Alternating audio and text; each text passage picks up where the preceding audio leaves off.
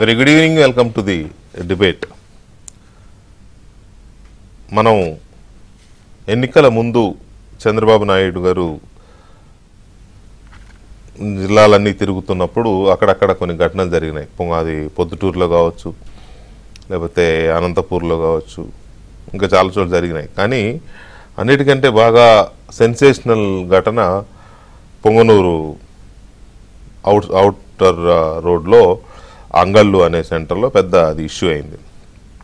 అక్కడ Telugu Desam party Chandrababu Naidu convoy వెళ్తూ ఉంటే దాని మీదకి వైసీపీ వాళ్ళు దాడి చేయడం, రాళ్ళు రువ్వడం, కొంతమందికి దెబ్బలు తగలడం, తిరిగి చంద్రబాబు నాయుడు పైన అక్కడ మాజీ ఎమ్మెల్యే చల్లా రామచంద్రారెడ్డి పైన అండ్ అదర్స్ పైన చాలామంది 60-70 మంది పైన రివర్స్ కేసులు పెట్టిన ఘటన. అది చాలా పెద్ద ఘటన. పోలీసులు అక్కడ కొంత పక్షపాతంతో వ్యవహరించారనేది చాలా ప్రూవ్ అయిన ఘటన కూడా. అది చంద్రబాబు నాయుడిని పొంగనూరులోకి రాకుండా అడ్డుకోవాలని, లేకపోతే టీడీపీ శ్రేణుల్ని మోరాలిటీ దెబ్బతీయాలని మాజీ మంత్రి పెద్దిరెడ్డి రామచంద్రారెడ్డి వేసిన ఎత్తుగడలో భాగంగానే ఆ గొడవలు జరిగాయి. అట్లాంటివి చాలా జరిగాయి పొంగనూరు ఆ చుట్టుపక్కల ప్రాంతాల్లో. అది లా అండ్ ఆర్డర్ ఫెయిల్యూర్లో భాగంగా జరిగింది, లేదా అధికార పార్టీ నాయకులు చేసిన అరాచకాల్లో భాగంగా జరిగినాయి. ఇవాళ కూడా పొంగనూరులో గొడవ జరిగింది, రాళ్ల దాడి జరిగింది, గాలిలో కాల్పులు జరిగాయి. ఇవాళ ఎందుకు జరిగాయంటే మీరు అధికారంలో ఉన్నప్పుడు తెలుగుదేశం పార్టీ నాయకులను కానీ కార్యకర్తలను కానీ చివరికి పార్టీ అధ్యక్షుడు చంద్రబాబు నాయుడు కూడా రాకుండా అడ్డుకోవడానికి చాలా ప్రయత్నాలు చేశారు. కాబట్టి మేము కూడా మీరు రాకుండా అడ్డుకుంటామని తెలుగుదేశం శ్రేణులు కూడా ఇవాళ రివర్స్ అయినాయి. అయితే నిజానికి ఒక 20 days బ్యాక్ రామచంద్రారెడ్డి, ప్రస్తుత ఎమ్మెల్యే మాజీ మంత్రి వైసీపీ నేత రామచంద్రారెడ్డి వెళ్ళడానికి ప్రయత్నించినప్పుడు కూడా అక్కడ గొడవ జరిగింది. ఆయన తిరిగి వెళ్ళిపోయాడు. ఆ తర్వాత 10 రోజులకి ఎంపీ మిథున్ రెడ్డి వెళ్ళినప్పుడు కూడా ఇట్లాంటి గొడవ జరిగితే ఆయన రాకుండానే పోలీసులు హౌస్ అరెస్ట్ చేశారు, రాకుండా. అది అలా ఆగిపోయింది.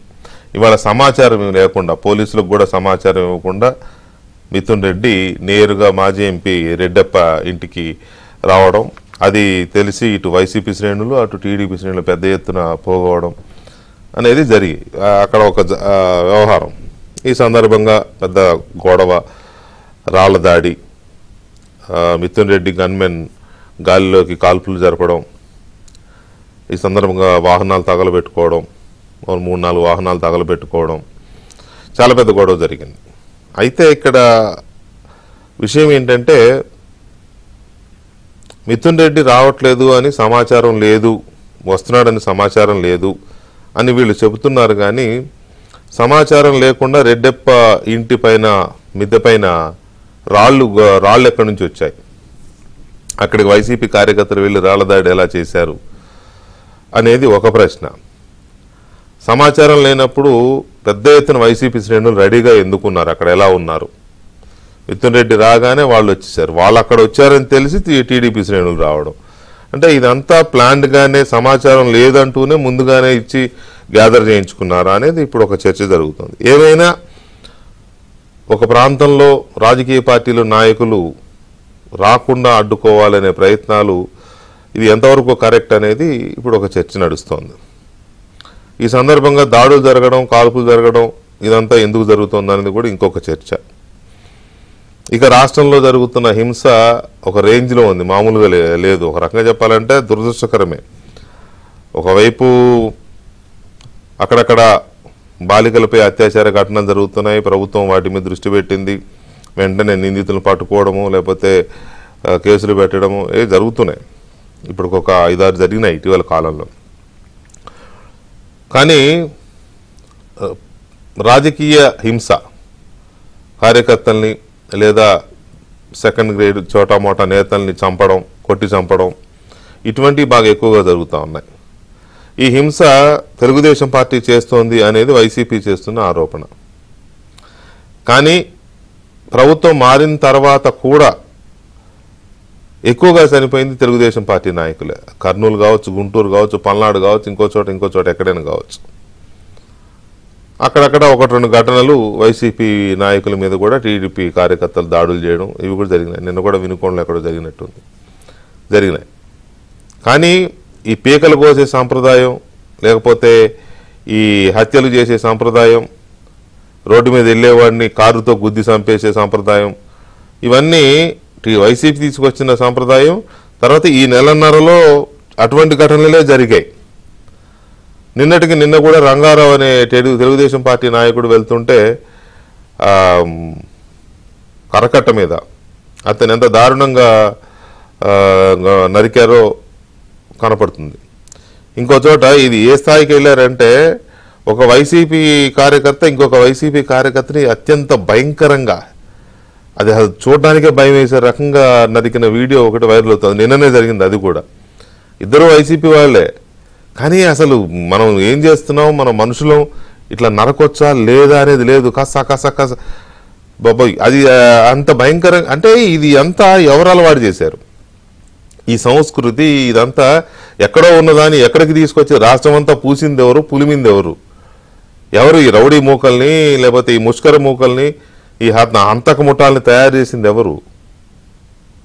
గడిచిన 5 ఏళ్లలోనే కదా వీళ్ళందరినీ వెనకేసుకొచ్చి మోసింది, పట్టించుకోకుండా వదిలేసింది అచ్చోసిన ఆంబోతుల్లాగా. ఒకడేమో హత్య చేసి రోడ్ల మీద తిరుగుతూ ఉంటాడు, నేనే చేశాను చెప్పి కూడా. అప్పటి ముఖ్యమంత్రితో పాటు వేదికల మీద కూర్చుంటూ ఉంటాడు. పోలీసులేమో ఇటువంటి వాళ్ళని ఎంకరేజ్ చేసి రివర్స్ కేసులు పెడుతూ వాళ్ళు చేశారు. ఇవన్నీ ఉంటే ఇవాళ జగన్మోహన్ రెడ్డి గారు ఒక ట్వీట్ చేస్తారు. ఏమని? ఆంధ్రప్రదేశ్ అంటేనే హత్యలు అరాచకాలు అనేలాగా హింస పెరిగిపోయింది, లా అండ్ ఆర్డర్ అదుపు తప్పిపోయింది, రోజు రోజుకి ఇది శృతి మించుతోంది, రాజకీయ కక్షలతో చేస్తున్న దాడులు విధ్వంసాలకు చిరునామాగా మారిపోయింది రాష్ట్రం. అప్పుడు ఎవరైనా అంటేనేమో ఏపీ బ్రాండ్ని చెడగొడుతున్నారు వీళ్ళు తెలుగుదేశం వాళ్ళు, లేకపోతే ఎల్లో మీడియా ఏపీ బ్రాండ్ని చెడగొడుతున్నారు అని మాట్లాడారు. ఇప్పుడు మాత్రం ఇదంతా. పైగా ఈయనకి ఇప్పుడు అర్జెంటుగా కేంద్ర ప్రభుత్వం దృష్టి పెట్టాలట. కేంద్ర ప్రభుత్వం దృష్టి పెట్టి కేంద్ర ప్రభుత్వ దర్యాప్తు సంస్థలతో ప్రత్యేక విచారణ జరపాలంట ఆంధ్రప్రదేశ్లో జరుగుతున్న హింస. మరి లాస్ట్ 5 years కూడా జరపాలా, లేకపోతే ఈ నెల రోజులది అడుగుతున్నారో జగన్మోహన్ రెడ్డి గారు? నాకు అర్థం కాలే. లాస్ట్ 5 years కూడా హోంమంత్రి గారిని, కేంద్ర హోంమంత్రి గారిని అడగమంటున్నారా అనేది అర్థం కాలేదు. తర్వాత అధికారం శాశ్వతం కాదని హింసాత్మక విధానాలు వీడాలని చంద్రబాబును గట్టిగా హెచ్చరిస్తున్నాను. ఇది 3వ హెచ్చరిక. మామూలుగా వరదలు తుఫాన్లు వచ్చినప్పుడు 3 హెచ్చరికలు చేస్తారు. 1వ హెచ్చరిక, 2వ ప్రమాద హెచ్చరిక, 3వ ప్రమాద హెచ్చరిక అని ఇది 3వది. 1వది నెల్లూరులో చేశారు, ఏది ఆ పిన్నెల్లి రామకృష్ణారెడ్డిని పరామర్శించడానికి వెళ్ళినప్పుడు. 2వది కడపలో ఏదో చిన్న గొడవ అయినప్పుడు అక్కడికి వెళ్ళి అక్కడ 2వ హెచ్చరిక జారీ చేశారు. ఇప్పుడు బెంగళూరులో కూర్చొని ట్విట్టర్ హెచ్చరిక జారీ చేశారు. అసలు ఈ సంస్కృతిని పెంచి పోషించింది ఎవరు? కనీసం చంద్రబాబుని అంగళ్ళు సెంటర్లో పొంగనూరు ఊరు బయట అంత గొడవ జరిగితే కనీసం దాన్ని తప్పుబట్టలేదు. ఒక ప్రతిపక్ష నేత మీద ఇలా చేయడం కరెక్ట్ కాదని అనలేదు. దాని మీద స్పందించలేదు. అలా అని వాళ్ళు చేసింది కరెక్టా నేను అనడాలా. దాని మీద ఎంక్వైరీ చేయాలి, అది ఏం జరిగిందనేది విచారించాలి. ఎందుకంటే ప్రొవోకేట్ చేసింది ఎవరి మీద ఎవరు దాడి చేశారనేది విచారించాల్సిందే. ఆనాడు మాట్లాడలేదు. తెలుగుదేశం పార్టీ ఆఫీస్ మీద దాడి జరిగి మొత్తం పగలగొడితే అడిగితే మా వాళ్ళకి అప్పుడప్పుడు బీపీ పెరుగుద్ది. అంటే వీళ్ళు మనుషులు కాదు, వీళ్ళకి బీపీ పెరగదు. వీళ్ళకి బీపీలు ఏంటి, షుగర్లు కూడా వస్తాయి. సో అందువల్ల ఇటువంటివన్నీ పెంచి పోషించి చేసి ఇప్పుడేమో కేంద్ర దర్యాప్తు సంస్థలు దర్యాప్తు చేయాలా? ఎందుకు చేయాలి కేంద్ర దర్యాప్తు సంస్థలు? మీరు కోడికత్తి కేసు మీద ఎన్ఐఏని ఇస్తే మీరు ఏం చేశారు? మీరు సహకరించారా ఎన్ఐఏకి? సో అందువల్ల అసలు ఏం జరుగుతుంది రాష్ట్రంలో, ఈ గొడవలు ఎందుకు జరుగుతున్నాయి, దీనికి కారణం ఏంటి అనే దాని మీద మనతో చర్చించడానికి తెలుగుదేశం పార్టీ సీనియర్ నేత, మాజీ శాసనసభ్యులు, పొంగనూరు ఇన్ఛార్జ్ చల్లా బాబు గారు, చల్లా రామచంద్రారెడ్డి గారు ఉన్నారు. అలాగే భానుప్రకాష్ రెడ్డి గారు, భారతీయ జనతా పార్టీ సీనియర్ నేత, అధికార ప్రతినిధి, అండ్ మాజీ జడ్జ్ సుంకు రామకృష్ణ గారు, అండ్ అమరావతి బహుజన జేఏసీ అధ్యక్షులు బాలకోటే గారు మనతో చర్చలో పాల్గొంటున్నారు. ముందుగా బాబు గారు నమస్తే. నమస్తేనండి. నమస్తే కృష్ణ గారు. నమస్తే బాబు గారు. అసలు ముందు ఇవాళ పొంగనూరులో ఏం జరిగింది అసలు?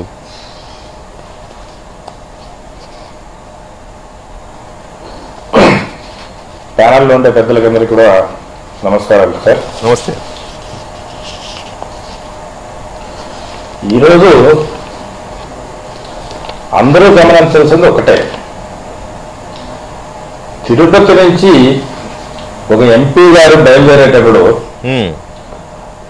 ప్రతి ఒక్కరికి ఇదివరకు ఇంటిమేషన్ ఇచ్చి, పోలీస్కి ఇంటిమేషన్ ఇచ్చి, ఇదివరకు ఏదో నా మీద దాడులు జరిగినాయి, అది జరిగినాయని చెప్పి మీడియాకంతా గత వారం రోజులంతా చెప్పి పెద్ద హడావుడి చేసిన వ్యక్తి ఈరోజు పొంగనూరుకి మార్నింగ్ 8:30కే ఎవరికి చెప్పకుండా, ఎక్కడ ఎవరికి ఇంటిమేషన్ లేకుండా, పోలీసుకి చెప్పకుండా నువ్వు కేవలం ఒక యూనివర్సిటీ నుంచి నీ గుండాలను పిలుచుకొని 10 వెహికల్స్కు నువ్వు నేరుగా పొంగనూరుకు వచ్చి మాజీ ఎంపీ రెడ్డపింట్లో కూర్చొని ఒక ప్లాన్ ప్రకారము, ఒక పథకం ప్రకారము నీకు ఎస్కార్ట్లు కావాలనుకున్నావు పోలీస్కి ఇంటిమేషన్ వల్ల. పోలీస్కి ఇంటిమేషన్ లేదంటే నువ్వు ఒక పథకం ప్రకారము ఈరోజు వచ్చి నీ మాజీ ఎంపీ ఇంట్లో కూర్చొని నువ్వు అక్కడ ముందే రాళ్ళు, బాటల్స్, కట్టెలు పెట్టుకొని తెలుగుదేశం వాళ్ళు వస్తారని చెప్పి మార్నింగ్ 8:30కే నువ్వు అక్కడికి రావాల్సిన అవసరం ఏముంది నేను అడుగుతాను. మీరు ఒక పథకం ప్రకారం వచ్చి కూర్చొని తెలుగుదేశం పార్టీ ఎవరు వచ్చినారు అక్కడికి? నువ్వు రాగానపల్లి భూముల్లో 950 ఎకరాల భూములు కబ్జా చేసినారు. కబ్జా చేసినారా లేదా నేను అడుగుతాను. ఆ రైతులు నోరు కొట్టినా కాబట్టి వాళ్ళు అడిగేదానికి ప్రయత్నం చేశారు. అదేవిధంగా నువ్వు ప్రాజెక్టులు కట్టుకున్నావు, ప్రాజెక్టుల్లో ఉన్న లాభం, కాంట్రాక్టర్ లాభం అంతా తినేసినావు. పూర్తిగా రైతులకు ₹1 కూడా కాంపన్సేషన్ ఇచ్చిన పాపాన పోలా. పూర్తిగా నీ కట్ట వరకు చేసుకుంటావు, రైతులను పూర్తిగా వదిలేసినావు. 3 ప్రాజెక్టులు చేస్తే 3 ప్రాజెక్టుల కింద రైతులు నోరు కొట్టావు. ఇవన్నీ అడిగేదానికి ఒక 200 మంది రైతులు వస్తే విపరీతంగా రాళ్ల వర్షం మిద్దెల మీద నుంచి మీరు వీడియోస్ చూడండి. మిద్దెల మీద రాళ్ళు, కర్రెలు, కట్టెలతో, బాటలతో విసిరేసి తెలుగుదేశం పార్టీ నాయకుల మీద, అక్కడున్న రైతుల మీద పూర్తిగా రాళ్ల దాడి చేసి ఎంత ఈరోజు 8 మంది హాస్పిటల్ పాలు చేశారు. ఇవన్నీ ఒక పథకం ప్రకారం ఆయన చేసి అది తెలుగుదేశం వాళ్ళ మీద సృష్టించాలని చెప్పి పెద్ద ఒక ప్రయత్నము, ఒక ఇది మాత్రం ఒక పథకం ప్రకారం చేసుకొని ఈరోజు ఎంపీ గారు అడుగుతున్నారు. ఇవన్నీ గమనిస్తారు. మీరు కూడా వీడియోస్ చూడండి. క్లియర్ కట్గా ఈ 2 నెలల్లోనే ఎందుకంత ఆత్రం, ఏం ఓపెనింగ్లు ఉన్నాయని, ఏం కార్యక్రమాలు చేశారని, ఎవరిని కార్యకర్తలు పొంగనూరులో ఎవరిని కొట్టారని తెలుగుదేశం కార్యకర్తలు ఎవరి జోలికి పోయిన పాపాలు పోలేదు. నువ్వు చేసిన సంస్కృతి మేము దాన్ని రిపీట్ తలుచుకోలేదు. మేము పూర్తిగా సహనముతో అక్కడ కార్యకర్తలు లాస్ట్ టైం మీరు చేసిన పనులు మేము చేయకూడదని చెప్పి ఒక ఓపికతో మేము ఉంటే నువ్వు ఒకసారి రెచ్చగొడతావు, మీ నాయన ఒకసారి రెచ్చగొడతావు. మీరు రెచ్చగొట్టే ధోరణి చేసుకొని దొంగదారిని వచ్చి మీరు వచ్చి మీ ఆఫీసుల్లోకి వచ్చి మీరు రెచ్చగొట్టినారా? తెలుగుదేశం నాయకులు, కార్యకర్తలు, రైతులు రెచ్చగొడతారని నేను అడతాను. అయితే బాబు గారు ఇక్కడ ఆ రోజు కాదు, ఒక మాట బాబు గారు, ఇప్పుడు ఆ రోజున అంగల్లో బాబు గారిని అడ్డుకొని నానా రచ్చ, నానా బీభత్సం సృష్టించినప్పుడు కానీ, అంతకుముందు మిమ్మల్ని 2-3 సార్లు మిమ్మల్ని అడ్డుకున్నప్పుడు కానీ, మీ పార్టీ కార్యక్రమాలని అడ్డుకున్నప్పుడు కానీ, పాపం వాళ్ళెవరో తెలుగుదేశం అభిమానులు ఉత్తరాంధ్ర నుంచి సైకిల్ యాత్ర చేసుకుంటూ తిరుపతి పోదామని వాళ్ళు వస్తే ఆ ఊరు బయట, పొంగనూరు ఊరు బయట ఆయన ఎవరో లావుకుంటాడు, పేరు నాకు తెలియదు, కార్యకర్త పెద్దిరెడ్డి గారు అనుచరుడు అనుకుంటా, వాళ్ళని బట్టలిప్పి జెండాలు బీకేసి అమ్మలా బూతులు తిట్టుకుంటూ పంపించేసిన ఘటనలు చాలా జరిగాయి 5 ఏళ్లలో. అయితే అలా చేశారని చెప్పి ఇవాళ ఇలా మీ వాళ్ళు చేయడం కూడా కరెక్ట్ కాదేమో అనే చర్చ అయితే ఉంది. మరి మీరేమో రైతులు వెళ్ళారు, రైతులు ఆ భూములు కబ్జా చేశారు కాబట్టి భూముల కోసం అడగడానికి వెళ్ళారని మీరు అంటున్నారు. కానీ 10 రోజుల క్రితం మిథున్ రెడ్డిని ఆల్రెడీ ముందే అడ్డుకోవాలని అంటే తెలిస్తే ఆయన రాలేదని ఒకటి, అంతకుముందు రామచంద్రారెడ్డి గారిని రాకుండా అడ్డుకోవడానికి చేస్తే ఆయన వాయిదా వేసుకున్నాడని, ఇట్లాంటివి కూడా తెలుస్తున్నాయి కదా. మరి అది కరెక్టేనా? అది అదంతా పూర్తిగా అవాస్తవం. పూర్తిగా వీళ్ళు చేసింది చూడండి. ఇప్పుడు ఆ రోజుల్లో నా మీద పూర్తిగా రాళ్ళదాడి. నా కార్లు ఎన్ని ధ్వంసం చేశారు చూడండి, ఒక్కొక్క ఫోటోస్ ఒక్కొక్క వీడియోస్ చూడండి. ఎన్ని రోజులు రాళ్ళదాడి. నేను ఇంట్లో నుంచి బయట వెళితే ఎక్కడ చూసినా రాళ్ళదాడి. కనీసం 10 సార్లు నన్ను రాళ్ళ మీద పెట్టి దాడులు చేశారు. అదేవిధంగా పొంగునూరు పట్టణంలో నేను ఆఫీస్ పెట్టుకుంటే ఆఫీస్ మీద రాళ్ళదాడి చేసి జేసీబీలు పంపించి కొట్టి అక్కడున్న లోపలున్న ఎన్టీఆర్ విగ్రహాన్ని ఎత్తి బయట పారేసి కనీసం నాకు ఆఫీస్ లేకుండా రోడ్డు మీద నేను కాపురం చేశారు 2 సంవత్సరాలు కార్యకర్తలు పెట్టుకొని. అటువంటి కార్యక్రమాలు ఎన్ని చేశారు. అదేవిధంగా అంగళ్ళ విషయం పొంగునూరుకు వస్తూ ఉంటే చంద్రబాబు నాయుడు గారు బైపాస్లో వెళుతూ ఉంటే 3 రోజుల ముందు ఒక మాజీ ముఖ్యమంత్రిగా పూర్తిగా టూర్ ప్రోగ్రాం ఇచ్చినా కూడా అప్పుడున్న అధికారులు, పోలీసు అధికారులు పక్కన పెట్టి అదే రోజు వైసీపీ కార్యకర్తలను సాయంకాలం చంద్రబాబు నాయుడు గారు బైపాస్ రోడ్లో పోతాడంటే దాదాపు 500-600 మంది కార్యకర్తలను, వైసీపీ కార్యకర్తలు పిలిపించి రోడ్ల మీద హల్చల్ చేపించినారు. ఏ ముఖ్యమంత్రి, మాజీ ముఖ్యమంత్రి వస్తా ఉంటే కనీసం అదే రోజు పూర్తిగా విధ్వంసం సృష్టించాలని చెప్పి ఆ రోజు కూడా హల్చల్ చేసి లేనిపోని అవాంతరాలు చేసి వాళ్ళు రెచ్చగొట్టి పోలీసులు రెచ్చగొట్టేసి మా కార్యకర్తల మీద అంత తప్పుడు కేసులు పెట్టి అందరినీ 6 నెలలు జైలు పాలు చేసినారు. పూర్తిగా దాదాపు 600 మందిని ఆ రోజు పొంగునూరు ఘటనలో మమ్మల్ని దోషులుగా చేసి ప్రతి ఒక్కరిని అందరినీ కూడా కేసులు ఇరికించడం జరిగింది. ఇటువంటి తప్పుడు కేసులు, తప్పుడు విధానం వాళ్ళకు అలవాటు. కానీ తెలుగుదేశం నాకు ఇంతవరకు ఎక్కడ కానీ ఏ కార్యకర్తలు కొట్టినట్టు కంప్లైంట్ ఉందండి? పొంగునూరులో ఎక్కడ వాళ్ళు చెప్తారని మా కార్యకర్తలను కొట్టేశారు, చేసేశారని ఏ పోలీస్ స్టేషన్ రికార్డ్ అయింది చెప్పండి? ఎక్కడ కానీ ప్రశాంతంగా ఉంది. వాళ్ళు ఉలికి కోల్పోతా ఉన్నారు. వాళ్ళ కార్యకర్తల్లో ఒక మనోవేదన అయిపోయింది. వాళ్ళు చేసిన తప్పులు కాపాడుకోవాలా, ఏ విధంగా మనం కాపాడుకోవాలని చెప్పి ఒక దురుద్దేశంతో ఈ ఆట ఆడుతున్నాడు. కానీ ఎవరు కూడా ఆయన కార్యకర్తలకు కానీ ఆయన జోలికి కానీ పోయిన పాపాలా లేదు. రైట్. భానుప్రకాష్ రెడ్డి గారు, గుడ్ ఈవినింగ్. నమస్తే అన్న. భానుప్రకాష్ రెడ్డి గారు, ఇవాళ జరిగిన ఘటన మీద మీరు కూడా మీ అబ్జర్వేషన్ కూడా ఉండుంటుంది కదా, ఏం జరిగింది, దీనికి కారణం ఏంటి? ఎందుకంటే వైసీపీ అంటోంది ఇది కూటమి కార్యకర్తలు చేసిన దాడిగా వాళ్ళు విమర్శలు మొదలుపెట్టినారు. సో దీని మీద మీ అబ్జర్వేషన్ ఏంటి? మీరేం చెప్తారు బీజేపీ తరఫున? వెంకటకృష్ణ, మీకు ప్యానల్ పెద్దలందరికీ నమస్కారాలు. నమస్తే. పుంగునూరు అంటే గత 5 సంవత్సరాలుగా పాకిస్తాన్ లో ఉన్నటువంటి ఆ పొంగునూరా, లేకపోతే ఇప్పుడు స్వేచ్ఛగా బయట ప్రజలు మాట్లాడుతున్నట్టు పొంగునూరు అన్న? అదే పొంగునూరు.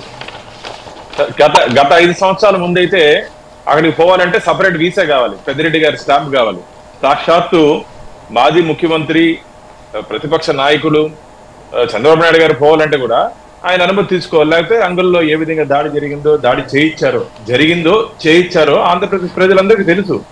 అక్కడ ఒక నియంత పాలన జరుగుతోందని చెప్పి ఆ ప్రాంతంలో ముఖ్యంగా బాబన్నకి తెలుసు. ఏ విధంగా అక్కడ ప్రజలు ఇబ్బంది పడ్డారు, ఏ విధంగా ఇబ్బంది పడ్డారు, ఎవరు ఇబ్బంది పెట్టారు. కాబట్టి టిట్ ఫర్ టాట్ అని ఒకటి ఉందనమాట.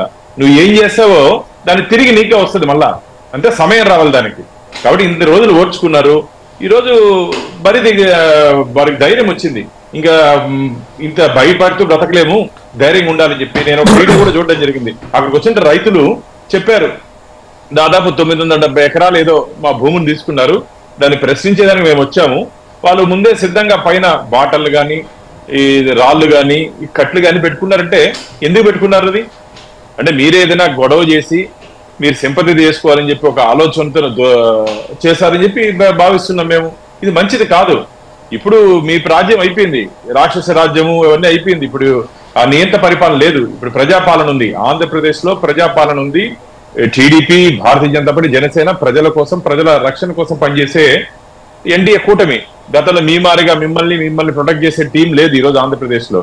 కాబట్టి ఇది పూర్తిగా ఇప్పుడు ఇంకోటి మీ ద్వారా నేను ఒకటి అడగదలుచుకున్నా వైసీపీ నాయకుల్ని.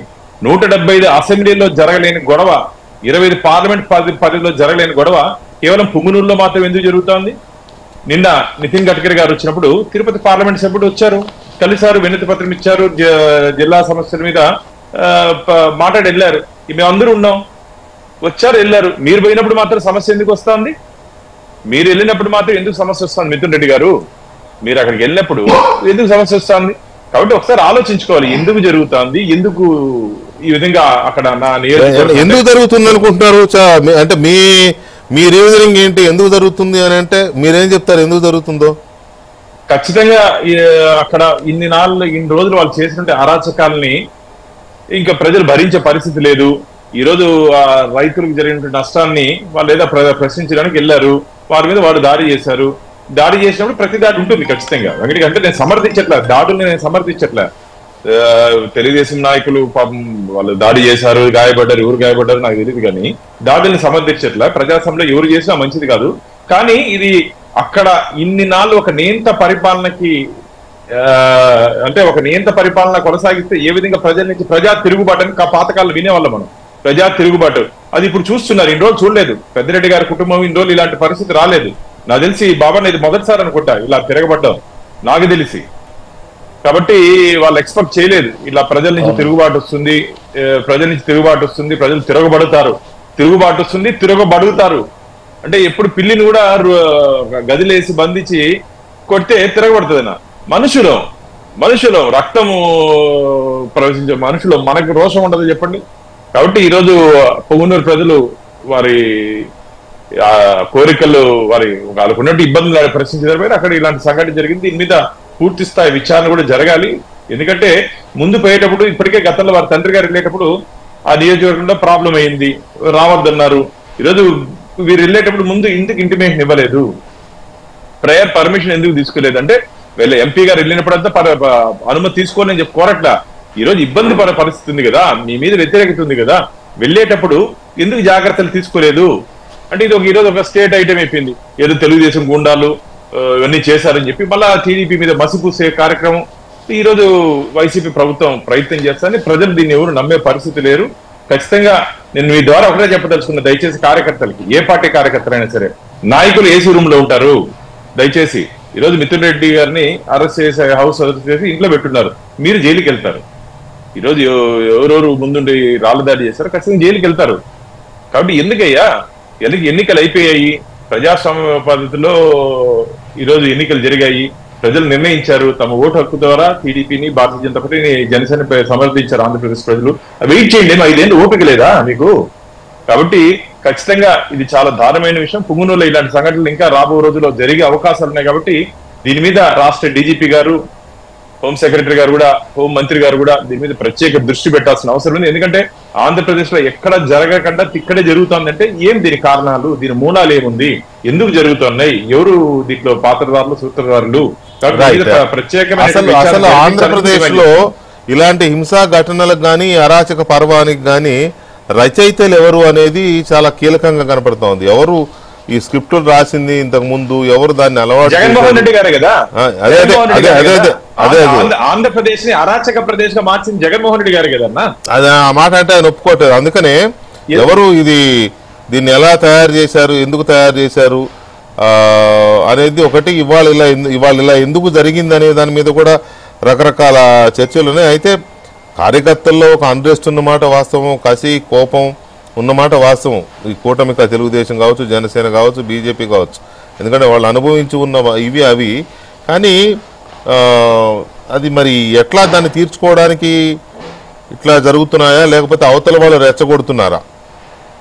సార్ రామకృష్ణ గారు, ఇవాళ పొంగునూరులో జరిగిన ఇన్సిడెంట్ మీరు ఫాలో అప్ చేశారా? చేశాను సార్. గతానికి ఇవాళకి తేడా ఏంటి సార్? గతానికి ఇవాళకి తేడా ఒకటే. ఏంటంటే మా రాయలసీమలో ఒక సామెత ఉంది సార్, పురిటి బిడ్డ చచ్చినా పురిటి వాసన పోలేదు అని. బిడ్డ చచ్చినా పురిటి కంపు పోలేదు అంటారు. పోలేదండి అంటే ఏంటి? ఇక్కడ వైఎస్ఆర్సీపీ దుర్మార్గపు పాలన చచ్చిపోయినా వాళ్ళు వదిలిపెట్టినటువంటి దుష్ట సాంప్రదాయాలు పోలేదు ఇంకా. అందులో భాగంగానే ఈరోజు ఈ పుంగనూరులో ఈ విధమైనటువంటి సంఘటన చోటు చేసుకుందనేది నా అభిప్రాయం వెంకటకృష్ణ గారు.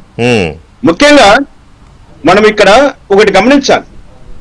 మిథున్ రెడ్డి గారు ప్రెస్ మీట్ పెట్టే తను ఆ ప్రెస్ మీట్ లో తను ఒప్పుకున్నాడు. ఏమంటున్నాడు?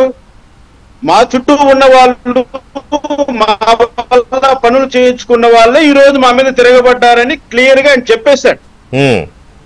ఇక్కడ ఒకటి గమనించాలి, ఒకవేళ ఇంతకు ముందు మన పుంగనూరు సంబంధించినటువంటి క్యాండిడేట్ చల్ల బాబు గారు మాట్లాడినట్లుగా ఇక్కడ రైతులు వచ్చి ఉండవచ్చు ఒకవేళ ఏదైనా రిప్రజెంటేషన్ ఇవ్వడానికో లేదా కొన్ని విషయాలు చర్చించడానికో ఒక ఎంపీగా వచ్చాడని తెలుసుకొని అక్కడికి వచ్చి ఉండవచ్చు, కానీ వాళ్ళు నేరం చేయాలి, అక్కడ నేర ప్రవృత్తిని ప్రేరేపించాలి, లేదా మిథున్ రెడ్డి గారిను ఇంకా ఇంకొకరికి ఏదైనా హాని కలిగించాలనే ఉద్దేశంతో వచ్చింటే వాళ్ళు ఏదో ఒక ఆయుధాన్ని చేత పెట్టుకొని వచ్చేవారు. కానీ ఇక్కడ జరిగిందేంటి? ఆయుధాలు ప్రోగేసి కూర్చున్నటువంటి పొగరబోతులు ఎవరండి? వీళ్ళు కాదా? అసలు ఒక్క ఎంపీ ఈ రోజు ఎటువంటి ప్రోగ్రాం లేకుండా, ఎటువంటి ప్రోగ్రామ్ షెడ్యూల్ ఇవ్వకుండా, ఎవరికి పోలీసు వారికి ఇంటిమేషన్ ఇవ్వకుండా తను పెద్ద ఎంపీ రెడ్డప్ప గారి ఇంట్లో సమావేశం పెట్టడానికి అవకాశం ఏముందండి ఆయనకు? నేను ఒకటే అనుకుంటున్నా, లాస్ట్ దోచుకున్న సంపదనంతా ఒకవేళ రెడ్డప్ప గారి ఇంట్లో ఏమైనా పోగేసి పెట్టాడా ఈయన నల్ల డబ్బునంతా?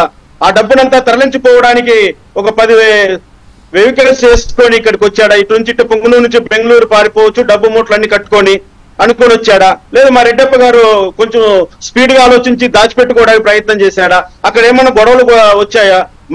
మాజీ ఎంపీ రెడ్డప్ప గారు అనుచరులు, ప్రస్తుత ఎంపీ మిథున్ రెడ్డి గారు అనుచరులు ఒకరికొకరు ఏమన్నా తారాసి పట్టి కొట్టుకున్నారా? ఒకటే అండి వెంకటకృష్ణ గారు, ఇక్కడ గమనించవలసింది ఏంటంటే, ఎవరైనా మిథున్ రెడ్డి గారి పైకి దాడికి వస్తే 2 కోట్లు విలువ చేసే మిథున్ రెడ్డి కారు తగలబడాలి, కానీ పక్కనే తుప్పల్లో వదిలిపెట్టినటువంటి పాత కార్లు తగలబడటం ఏంటండి విచిత్రంగా? అంటే ఏంటి? అదైతే నాకు కూడా అదే అనిపించింది. అక్కడ ఎటువంటి ప్రీ ప్లాన్ లేకుండా. ఇంకో విషయం, ఇక్కడ మన A2 విజయసాయి యొక్క అంశము రాష్ట్ర వ్యాప్తంగా, విజయసాయి రెడ్డి గారి వంశం రాష్ట్ర వ్యాప్తంగా చర్చలో నిలిచి ఉంది. విజయసాయి రెడ్డి చేసినటువంటి గబ్బు పని గురించి అందరూ కూడా చర్చ మొదలెట్టారు. ఈ గబ్బు నా కొడుకులను ఎప్పుడెప్పుడు ఈ రాష్ట్రం నుంచి తరిమేయాలని అందరూ ఎదురు చూస్తుంటే ఆ విషయంలో రాంగ్ ట్రాక్ చేయడం కోసం ఏమన్నా ఈ పెద్దిరెడ్డి కుటుంబం ఇటువంటి ఒక ప్లాన్ వేసిందా? అందులో జగన్మోహన్ రెడ్డి గారు ఏమన్నా ఇటువంటి ఇన్స్ట్రక్షన్స్ ఇచ్చాడా బెంగళూరు ప్యాలెస్ లో కూర్చొని? ఇవన్నీ కూడా ప్రజలు ఆలోచించాలి. అనుకోకుండా అసంబద్ధంగా ఏ కారణము లేకుండా ఇటువంటి పుంగనూరు ఇటువంటి సంఘటన జరగడం ఏంటి?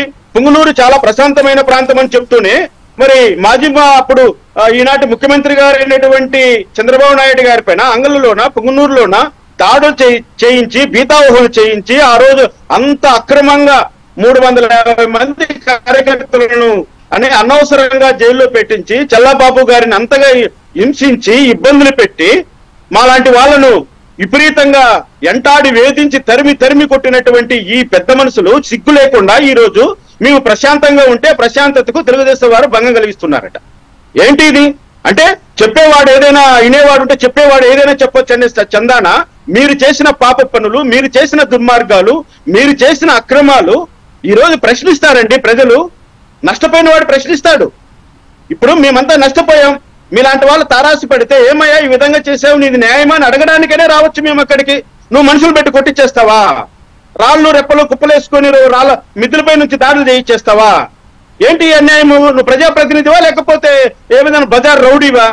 మిథున్ రెడ్డి ఏమనుకుంటున్నాడు? పెద్ద పుట్టింగ్ మాకి మీ నాయన తోక ముడుచుకొని ఎక్కడో దాక్కున్నాడు. నువ్వేం చేస్తామని పుంగనూరు పరిగెత్తి వచ్చావు? ఏదైనా ఇక్కడ ప్రారంభోత్సవం చేసావా? ఒక రోడ్ వేసావా? లేకపోతే ఒక కల్వర్ట్ కట్టించావా? లేకపోతే ఒక బస్ స్టాండ్ కట్టించావా? లేకపోతే ఎవరికైనా పేదవారికి ఏదైనా సహాయం చేయడానికి వచ్చావా? అసలు నువ్వు పుంగనూరులోకి దొంగతనంగా ఒక ఇదేంటంటే ముసుగేసుకొని వచ్చినట్లు వచ్చాడు ఈయన. మరీ ఆశ్చర్యంగా. ప్రజలు ఏమనుకోవాలి? చెప్పవయ్యా, చెప్పు. నేను కార్యక్రమానికి వస్తున్నానని చెప్పు. టూర్ ప్రోగ్రామ్ రిలీజ్ చేయి. పోలీసుల నుంచి సహకారం తీసుకో. లా అండ్ ఆర్డర్ కరెక్ట్ గా ఉండేటట్టు మెయింటైన్ చేయకుండా నువ్వు దొంగతనంగా ఎందుకు వచ్చావు అనేది దొంగతనంగా దాచిపెట్టిన డబ్బుల మూటలు తరలించిపోవడానికి వచ్చావని మేము అంటున్నాం. నువ్వు తరలించకపోతుంటే అడగడానికి ఎవరికైనా హక్కు ఉంది.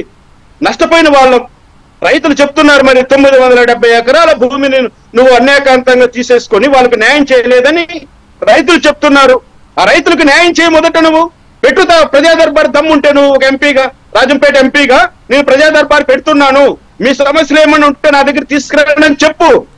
అవన్నీ చేయకుండా నువ్వు దొంగతనంగా, ఆయన ఏమో అంటాడు రెడ్డప్ప గారు, ఎంపీ రెడ్డప్ప గారు, ఆయన మాజీ ఎంపీ రెడ్డప్ప గారు ఏదో టిఫిన్ కోసం వచ్చాడండి, టిఫిన్ చేసి పోయేవాడు, ఆ లోపల వచ్చి మా పైన దాడి చేశారు. ఇది ఏం సంస్కృతి? చంద్రబాబు నాయుడు గారు, నారా లోకేష్ గారు మమ్మల్ని కక్ష పెట్టి ఈ విధంగా చేస్తున్నారు. ఈ రాష్ట్రంలో లా అండ్ ఆర్డర్ లేదు, ఈ రాష్ట్రంలో రౌడీయిజం పెరిగిపోయింది, ఈ రాష్ట్రం మరో బీహార్ అయిపోయింది, ఈ రాష్ట్రంలో ప్రాణాలకు విలువ లేదు. ఇదంతా చేసింది ఎవరయ్యా? ఈ కంపెనీ అంతా సృష్టించింది ఎవరు?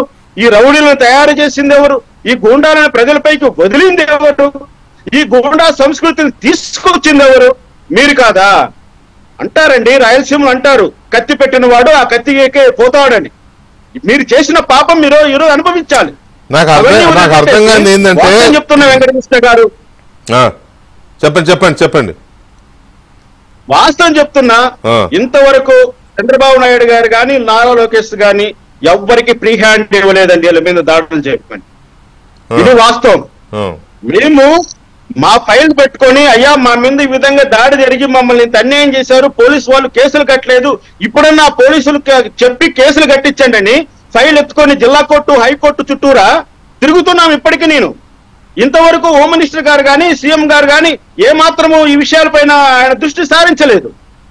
ఇంకా మేము ఏం చేయాలి? ఇంకా మీరు పట్టించుకోరు, పోలీసులు కేసులు కట్టరు, మా చేతులు ఎరగొట్టుకున్నాం, మా ప్రాపర్టీలు ధ్వంసం చేయించుకున్నాం, మా కార్లన్నీ ధ్వంసం చేసేశారు. పేదవాళ్ళం మేము 1 లక్ష రూపాయలు సంపాదించాలంటే ఎంత కష్టపడాలో మాకు తెలుసు. మా తల్లిదండ్రులు ఏమీ మాకు సంపాదించి ఇవ్వలేదు.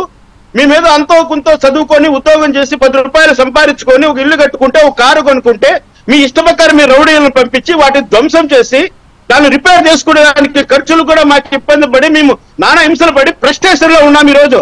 నిజం చెప్తున్నా, ఆ మిథున్ రెడ్డి గారు కానీ, ఆ పెద్దిరెడ్డి రామచంద్రారెడ్డి గారు కానీ, ఆ ద్వారకనాథ్ రెడ్డి గారు కానీ నా కంటి కనపడితే మిందపడి నా పళ్ళతో పీక కొరికేయాలన్నంత కోపం నాకుంది వెంకటకృష్ణ గారు. మరి ఇప్పుడు రైతులకు ఉండదా? ప్రజలకు ఉండదా? నష్టపోయిన వాళ్ళకి మాకు ఉండదా? నువ్వు ఎగేసుకొని వస్తావు, నువ్వు మగాళ్ళలాగా, పెద్ద పుడింగ్ లాగా. మీ ప్రభుత్వంలో మీదే రాజ్యం. ఈ ప్రజారాజ్యంలో ఈ రోజు ప్రజా ప్రభుత్వం ఏర్పడింది, కూటమి ప్రభుత్వం అధికారంలో ఉంది. ఇప్పుడు కూడా మేమే పెత్తనాలా? ఇప్పుడు కూడా మేమే రౌడీ చేయాలా? ఇప్పుడు చంద్రబాబు నాయుడు గారు ఇప్పుడు చంద్రబాబు నాయుడు గారు కానీ లోకేష్ గారు కానీ ఈ తెలుగుదేశం పార్టీ కార్యకర్తలకు, లేకపోతే కూటమి పార్టీల నాయకత్వాలు, కూటమి పార్టీల కార్యకర్తలకి ఇంకా స్వేచ్ఛ ఇవ్వలేదు, లేకపోతే గ్రీన్ సిగ్నల్ ఇవ్వలేదని ఏమైనా ఫీల్ అవుతున్నారా ఏంటి మీరు అందరూ? 100% ఫీల్ అవుతున్నాం. మాకు న్యాయం చేయట్లేదు ఇంతవరకు. మేము బాధితులం, బాధపడ్డాం, నష్టపోయాం. ఈ ముండా కొడుకులు ఇప్పుడు రోడ్డు మీద తిరుగుతూ ఉంటే చూస్తూ ఉండాలా? అంగంలో వాడు ఇప్పు చూపించినోడు ఈ రోజు బుల్లెట్ వేసుకొని డబడబడబని తిరుగుతున్నాడు. మా కడుపులు కాలవా? మా బాధలు ఎవరు చెప్పుకోవాలి? మేము శాంతి శాంతి శాంతి సహనం అంటుంటే ఎన్ని రోజులు శాంతి సహనము పని చేస్తుందండి? వీళ్ళు చేయొచ్చు ఇటువంటి రౌడీలు? రాయలసీమ ఎంతమంది చనిపోయారు తెలుగుదేశం కార్యకర్తలు? ఎవరు దానికి బాధ్యత వహిస్తారు? ఎలక్షన్ అయిన తర్వాత కూటమి ప్రభుత్వం అధికారంలో ఉండగా ఎంతమందిని చెప్పేశారు తెలుగుదేశం కార్యకర్తలని? మరి ఏంటి దీనికి ఎవరు సమాధానం చెప్పాలి? నేను అంటున్నది ఒకటే, ఎవరు కూడా చట్టాన్ని చేతుల్లోకి తీసుకోకూడదు అని అనుకున్నాం. చట్టాన్ని ఎవరు కూడా చేతుల్లోకి తీసుకోం. ఎంతవరకు? చట్టం తన పని చేసినప్పుడు. చట్టం తన పని తను చేయకపోతే మేము ఎక్కడికి వెళ్ళాలి? ఎవరిని ఆశ్రయించాలి? అడవులకు వెళ్ళి నక్సలైట్లు కాలు పట్టుకోవాలా? మళ్ళీ ఆ నక్సలైట్ సంస్కృతిని ఈ ప్రజాస్వామ్యానికి తీసుకురావాలా? ఎవరిని అప్రోచ్ కావాలి మేము?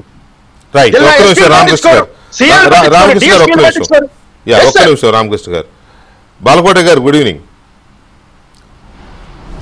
రాష్ట్రంలో గుడ్ ఈవినింగ్ సార్.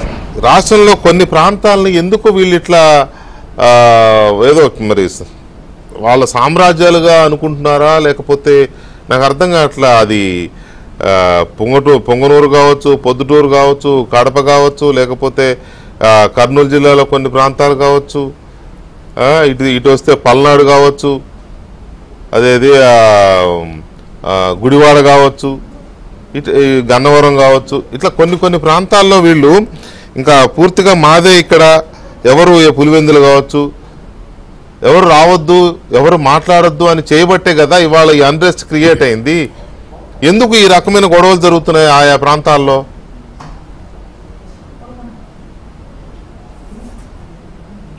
వెంకటకృష్ణ గారు నమస్కారం. చల్లాబాబు గారికి, సోదరుడు రామకృష్ణ గారికి, భానుప్రకాష్ రెడ్డి గారికి కూడా ధన్యవాదాలు. వెంకటకృష్ణ గారు, గత 4 ఏళ్ళుగా మీ పాత్ర, నా పాత్ర కూడా రాష్ట్ర ప్రజలందరూ చూశారు. మనం ఏం కోరుకున్నామో, మనం ఎలా శ్రమించామో, వైసీపీ ప్రభుత్వం మీద కూడా మనం ఎలా కొట్లాడామో బాధలు పడ్డామో కూడా రాష్ట్ర ప్రజలు తెలుసు. అయినా కూడా దీనిని గ్లాస్ అంటారు, దీనిని కళ్ళజోడు అంటారు. దీనిని కళ్ళజోడు అని చెప్పడానికి నేను సిద్ధంగా లేను, దీనిని గ్లాసు అని చెప్పడానికి నేను సిద్ధంగా లేను. ఈ రాష్ట్రంలో ప్రజలు ఒకటి ఉండాలని కోరుకున్నారు, రెండు ఉండకూడదని కోరుకున్నారు. కాబట్టే కూటమి ప్రభుత్వానికి 124 స్థానాల యొక్క బలాన్ని చేకూర్చారు. ఏం ఉండాలని కోరుకున్నారంటే ఈ రాష్ట్రంలో అభివృద్ధి జరగాలి, ఉపాధి రావాలి, పరిశ్రమలు రావాలి, ఉద్యోగాలు రావాలి, అమరావతి ఉండాలి, పోలవరం పూర్తి కావాలి, రాష్ట్రం 28 రాష్ట్రాల్లో తలెత్తుకొని నిలబడాలి, గౌరవం పొందాలి. ఏం ఉండకూడదు అనుకున్నారంటే ఈ రాష్ట్రంలో శాంతి భద్రతలు క్షీణించకూడదు, దౌర్జన్యాలు జరగకూడదు, దాడులు జరగకూడదు, శిరోమండనాలు, మూత్ర విసర్జనలు, మానభంగాలు, హత్యలు, అత్యాచారాలు జరగకూడదని కోరుకున్నారు. 5 ఏళ్ల వైసీపీ పరిపాలన విధ్వంస పరిపాలనని పోస్ట్ మార్టం చేశారు ప్రజలు ఆల్రెడీ. కాబట్టి దీనికి సమర్థవంతమైన నాయకుడు చంద్రబాబు నాయుడు గారు అని చెప్పేసి నిర్ణయించుకున్నారు, గెలిపించారు. ఈ రోజున మీరు మొట్టమొదటిలో చెప్పారు కొన్ని సంఘటనలు, ఎలాంటి సంఘటనలైనా కూడా మనం బాధ్యత గల సామాజిక పౌరులుగా సామాజిక కోణం నుంచి చూస్తూ, నాణానికి 2 పార్శ్వాలు ఉన్నట్టుగా సామాజిక కోణం ఉంటుంది, రాజకీయ కోణం ఉంటుంది. సాధారణంగా రాజకీయ ప్రతినిధులు రాజకీయ వాళ్ళ కోణాన్ని ఎక్కువగా మాట్లాడుతూ ఉంటుంటారు. మనం ఈ సామాజిక కోణంలో సంఘటనల్ని ఖండించాల్సిన సంఘటనలు ఖండించాల్సిందే. ఈ రోజున వినుకొండ కానీ పొంగనూరు కానీ జరిగిన సంఘటనలో ప్రతీకార చర్యలుగా ఉంటే వాటిని మనం ఖండిస్తాం. ఎందుకంటే చట్టమే తన పని తాను చేయాలి తప్ప ఎవరో చట్టానికి చేతుల్లోకి తీసుకోకూడదు అంటాం. రాత్రి 8:30కి వినుకొండలో హత్య జరిగింది. 9ంటికి నాకు వీడియోనే వచ్చేసింది డైరెక్ట్గా. చూసి భయపడిపోయా.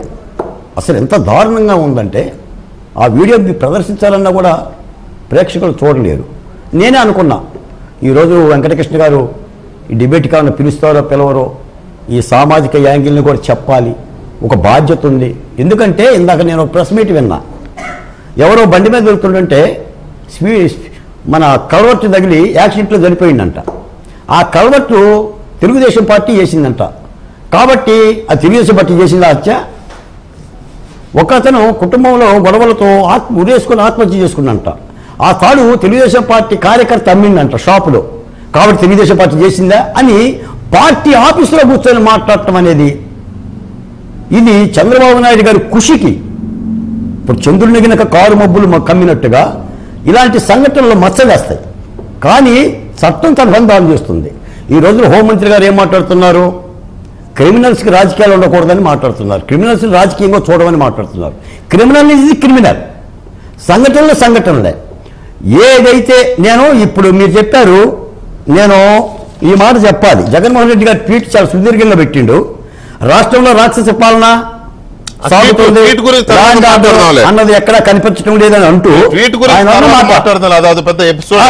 ఒక్క మాటే అధికారం శాశ్వతం అంటే కాదు, ఇక్కడ గట్టి మాట మన మాటే ఉంది. అధికారం శాశ్వతం కాదు, హింసాత్మక సంఘటనలు వేడాలని చంద్రబాబు నాయుడు గారిని గట్టిగా హెచ్చరిస్తున్నాను. మనం 5 ఏళ్లుగా గట్టిగా హెచ్చరించలా, ప్రార్థించాం, గట్టిగా చెప్పాం. అయ్యా మా దాష్టీకాలు జరుగుతున్నాయి, మా దాడులు జరుగుతున్నాయి, సుధాకర్ చంపారు, మానభంగాలు జరుగుతున్నాయి. ఏనాడు కూడా జగన్మోహన్ రెడ్డి గారు స్పందించాల. ఇందాక మీరు కూడా అన్నారు, ఏ ఎమ్మెల్సీ అనంతబాబు ఉన్నాడో అనంతబాబుని పక్కనే కూర్చోబెట్టుకున్నాడు.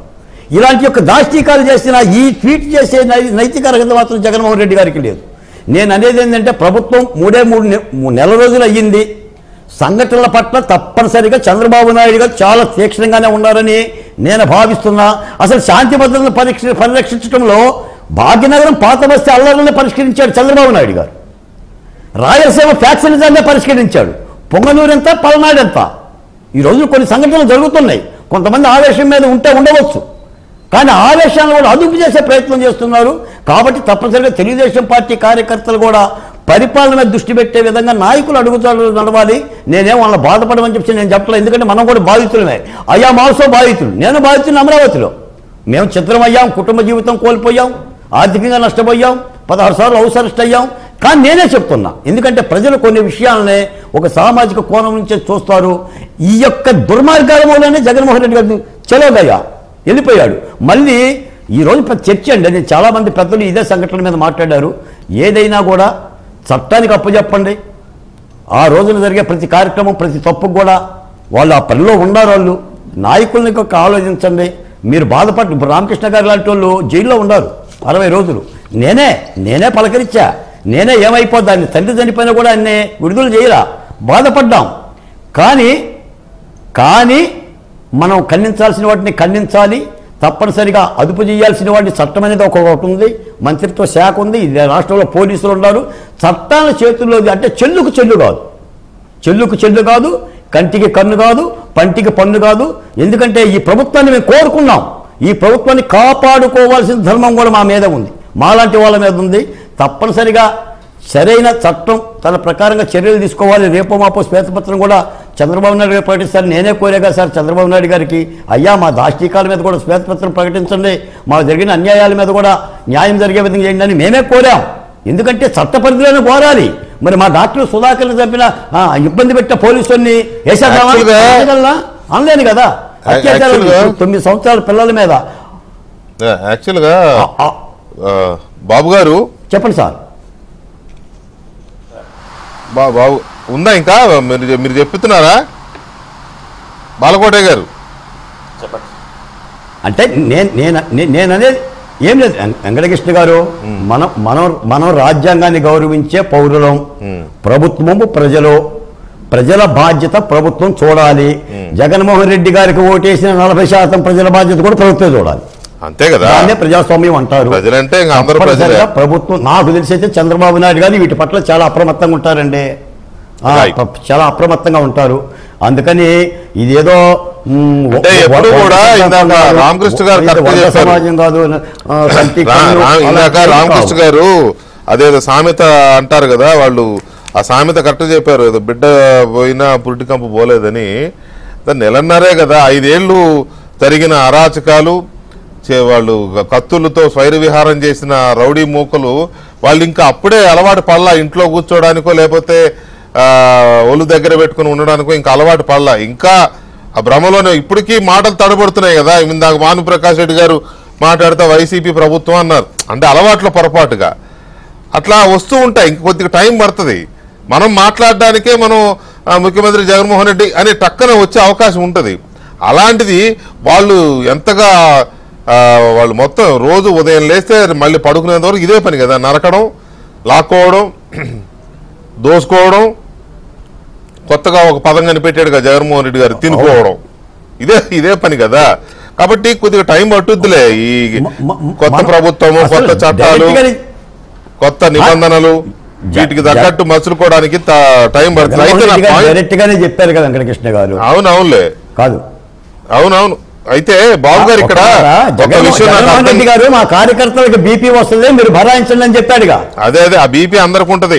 బాబు గారికి ఉంటది బీపీ, భానుప్రకాష్ రెడ్డికి ఉంటది బీపీ, రామకృష్ణ గారికి ఉంటది బీపీ, నాకు కూడా ఉంటది బీపీ. ఆల్రెడీ ఉంది. మేము ఒప్పుకోము. మీరు ఎన్నైనా చెప్పండి, ఎన్ని నీతులైనా చెప్పండి బాలకోటయ్య గారు, మేము ఒప్పుకోము. బాధితులు మేము ఒప్పుకోము. అంతేలే, బాధితులు ఉన్నంత వరకే మీది మరీ దారుణం అండి రామకృష్ణ గారు, మీది మరీ దారుణం తెలిసిందే కదా. మిమ్మల్ని ఎంత వేధించారో. రైట్ ఒక్క నిమిషం రామకృష్ణ గారు, don't lose your patience Ramakrishna గారు ప్లీజ్. తెలిసిందే మీరు పడిన బాధలు, మిమ్మల్ని చేసిన వేధింపులు, మీ మీద జరిగిన హత్యాయత్నాలు ఇవన్నీ తెలిసినవే కదా. కాబట్టి బాబు గారు అడుగుదామంటే అడగనే ఉంటాను నన్ను బాలకోటయ్య గారు. బాబు గారు ఇక్కడ పాయింట్ ఏంటంటే, ఎందుకు మన ఒక ప్రాంతాన్ని లేదా దాని చుట్టుపక్కల అదే పొంగనూరు చుట్టుపక్కల ఉన్న నియోజకవర్గాల్ని రామచంద్రారెడ్డి గారు కానీ వాళ్ళ బ్రదర్స్ కానీ కొడుకు కానీ ఇదంతా ఒక సామ్రాజ్యంలాగా ఫీల్ అవుతున్నారా? ఎందుకు అక్కడ ఎవడు ఎంటర్ కాకూడదు, ఎవడు నోరెత్తకూడదు, ఎవడు మాట్లాడకూడదు అనే పరిస్థితి ఎందుకు వచ్చింది అక్కడ? మిమ్మల్ని కూడా కదలనివ్వట్లేదు కదా, మిమ్మల్ని చక్రబంధంలో పెడతారు. ఇప్పుడేదో కొద్దిగా ఊపిరి పీల్చుకుంటున్నట్టున్నారు, కానీ ఎప్పుడు మిమ్మల్ని ఇది చేస్తుంటారు కదా. అలాగే ఆ పొద్దుటూరు వైపు పులివెందుల వైపు కడప జిల్లాలో కొన్ని ప్రాంతాలు అవి అట్లాగనే ఉంటాయి. ఇటు పల్నాడు వస్తే అవి అట్లాగనే ఉంటాయి. ఇప్పుడు అధికారాలు మారినా కూడా వాళ్ళు ఇంకా అధికారం పోయింది అనుకోవట్లే. ఎందుకని ఈ పరిస్థితి ఉంది ఆయా ప్రాంతాల్లో? సార్ గత 25 సంవత్సరాల నుంచి ఆ, ఒక మోనోపోలీగా బతికినారు. ఇక్కడ ఎవరైనా అడ్డు చెప్పితే వాళ్ళకు అప్పటికప్పుడే వాళ్ళకు తగిన గుణపాఠం చేస్తారు. 25 సంవత్సరాల నుంచి వాళ్ళకు అడ్డు చెప్పే వ్యక్తులు లేరు, ఎదురు మాట్లాడే వ్యక్తులు లేకుండా చేశారు. ప్రతి ఒక్కరిని కూడా రైతులు మాట్లాడితే వాళ్ళ మామిడి చెట్లు ధ్వంసం, ఇంకోరు మాట్లాడితే వాళ్ళ మీద దాడి, ఇంతకుముందు ఇన్ఛార్జీలు మాట్లాడితే ప్రతి ఇన్ఛార్జిని గాను వాళ్ళ చేతిలో దెబ్బలు తిని నీళ్ళల్లో కూర్చుండే పరిస్థితికి వచ్చింది. ఎవరూ వారి సామ్రాజ్యంలో నోరు తెరిచి మాట్లాడే ధైర్యం ఎవరూ సహనం చేయలేదు. ప్రజలు కూడా పూర్తిగా 20 ఏళ్ళ నుంచి ఒక బ్రిటిష్ పరిపాలన కొనసాగుతా ఉంది. కానీ ఇక్కడ పొంగునూరులో పొంగునూరు జమీందారులు ఉన్నారు, మంచి ఉన్నారు. అప్పుడంతా జమీందారు పరిపాలన జరిగినప్పుడు కూడా ఎప్పుడూ ఇటువంటి పరిస్థితి ఎవరు ప్రజలు చూడలే. కేవలం భయభ్రాంతులు అయిపోయినారు. 20 సంవత్సరాల నుంచి స్వేచ్ఛ వాక్ స్వాతంత్రం కూడా కోల్పోయినారు. మాట్లాడాలంటే 10 మందిని తాను మాట్లాడాలంటే ఒక భయం. ఎందుకంటే పక్కన రాజునాటి మనుషులు ఉంటారు. అప్పటికప్పుడే వాళ్ళ మీద ఇంట్లో పోవడం, దాడులు జరగడం, కేసులు పెట్టడం, లోపల వేయించడం, ఇటువంటి కార్యక్రమాలు తంబలపల్లిలో అయితేనేమి, పొంగునూరులో అయితేనేమి, పీలేరులో అయితేనేమి ఎక్కడ చూసినా వాళ్ళ సామ్రాజ్యంలో కొనసాగి ఒక భయ ఆందోళనకరమైన చేసి పెట్టేశారు. మీరు చూస్తా ఉన్నారు. ఈరోజు పొంగునూరు అంటారు, ఆ రోజు కుప్పంలో ఎందుకంటే ఆ రోజు ఒక మాజీ ముఖ్యమంత్రిగా, ఒక ఎమ్మెల్యేగా 14 సంవత్సరాల ముఖ్యమంత్రి, ఆయన కుప్పానికి ఒక ఎమ్మెల్యే, ఎందుకు మీరు లోపలికి రానేలేదు? ఆ రోజు ఏమైంది ఈ చట్టము? ఆ రోజు అన్ని పర్మిషన్లు తీసుకుని లోపలికి వస్తా ఉంటే ఎన్నిసార్లు చంద్రబాబు నాయుడు గారి మీద దాడులండి? ఎన్నిసార్లు మీరు ఆపడము? ఇదే పెద్దిరెడ్డి రామచంద్రారెడ్డి కుప్పంలో కూర్చొని ఎన్నిసార్లు స్టేట్మెంట్ ఇచ్చాడు?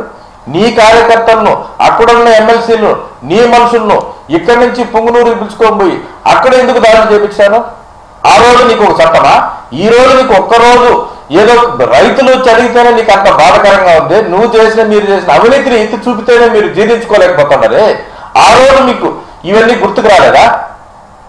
ఎందుకంటే శ్రీకాకుళం నుంచి వచ్చి సైకిల్, ఒక అమాయకులు సైకిల్ తొక్కుని రోడ్డింటికి పోతే గుడ్డలిప్పించి తెలుగుదేశం జెండాను చించి కాళ్ళతో రాకి కొట్టి ఇది పెద్దిరెడ్డి రామరాజ్యం, మీరు వచ్చేదానికి లేదన్నప్పుడు అప్పుడు మీకు అబ్బాకుడు కనపడలేదా? ఏమైంది ఆ రోజు ప్రజాస్వామ్యం? ఏమైంది ఆ రోజు ప్రభుత్వం? ఆ రోజు జగన్మోహన్ రెడ్డి ఇవన్నీ కనపడలేదా? ఈ రోజు ట్వీట్ చేస్తాడు అది ఇది అని చెప్పి. నువ్వు చేపించిన సంస్కృతే పై నుంచి కింద వరకు మంత్రులు అదే ఆడినారు. అదే చిట్ల రాజ్యం జరిగింది, అదే రౌడీ రాజ్యం జరిగింది. ఆ రోజు నువ్వు ఒక్కరోజైనా బయట వచ్చి ఇది మంచి సంస్కృతి కాదు, దీనికి పులు స్టాప్ పెట్టండి అని చెప్పి ఒక్కరోజైనా చెప్పిన పాపాన పోయిందండి? ఆ రోజు మేము దెబ్బలు తిన్నాం, జైలుకు పోయినాం, బయట వచ్చినాం. ఈ రోజు ఉదయాన్న మా కార్యకర్తలు దెబ్బలు తిని ఈ రోజు మళ్ళీ హాస్పిటల్ పోతున్నాం. కానీ మేము ప్రతిదారులకు పోలేదే. మా ముఖ్యమంత్రి ఇప్పటికి కూడా స్పందించి తెల్లవారి నుంచి సమయం ఏది మాట్లాడతండి, ఎక్కడా గలాట చేయొద్దని చెప్పి 10కి 10 సార్లు చెప్పినా కూడా మేము దెబ్బలు తిని మేము హాస్పిటల్కి పోయినాం. కానీ ఎవరు వైసీపీ కార్యకర్త ఒక్కడు కూడా పోలేదే.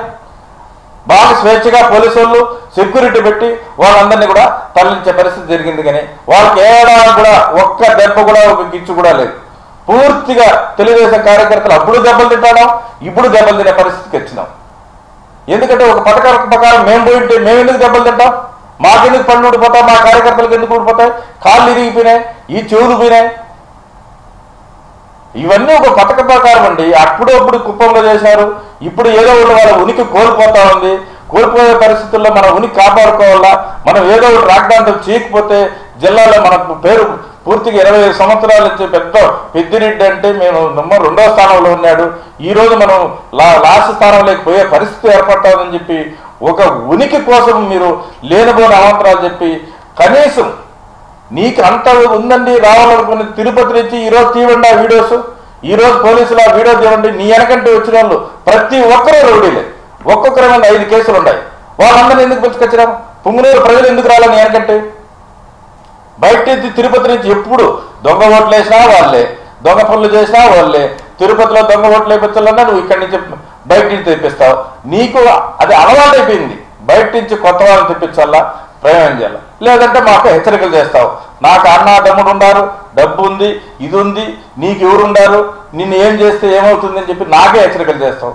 నువ్వు అన్నీ చేసినావు, నా మీద అన్ని ప్రయత్నాలు చేసినావు, హత్యా ప్రయత్నం చెప్పి చేసినావు, జైలుకి పంపించినావు, ఇంకా అన్ని చేసినావు, కార్యకర్తలు కొట్టినావు, 17 కేసులు పెట్టించినావు.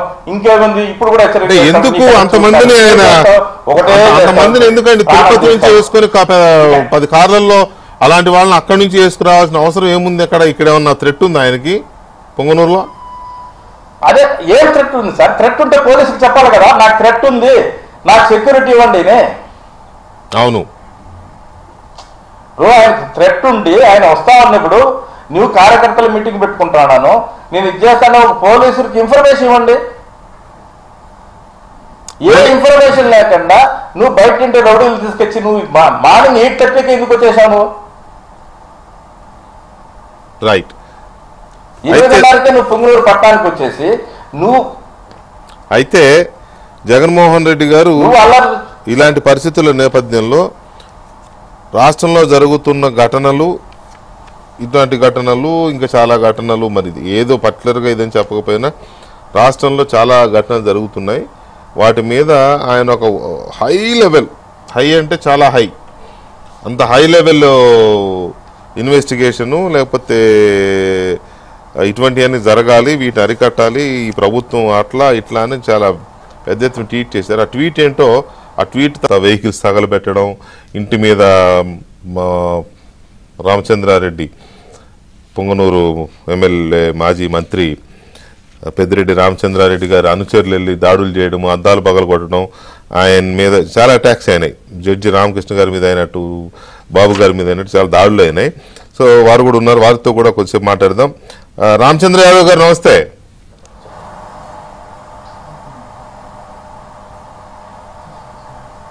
రామచంద్ర యాదవ్ గారు నమస్తే. నమస్తే యాదవ్ గారు, ఇక్కడ ఈ గొడవ, ఇవాళ జరిగిన గొడవని మీరు ఎలా చూస్తున్నారు? ఒక్క విషయం అన్నా, రాష్ట్రంలో 2019 నుండి 24 వరకు జగన్మోహన్ రెడ్డి గారి ప్రభుత్వం అధికారంలో ఉన్నప్పుడు రాష్ట్రమంతా జరిగిన అరాచకాలు ఒక ఎత్తు అయితే, పెద్దిరెడ్డి ఫ్యామిలీ చేసిన అరాచకాలు మరో ఎత్తు.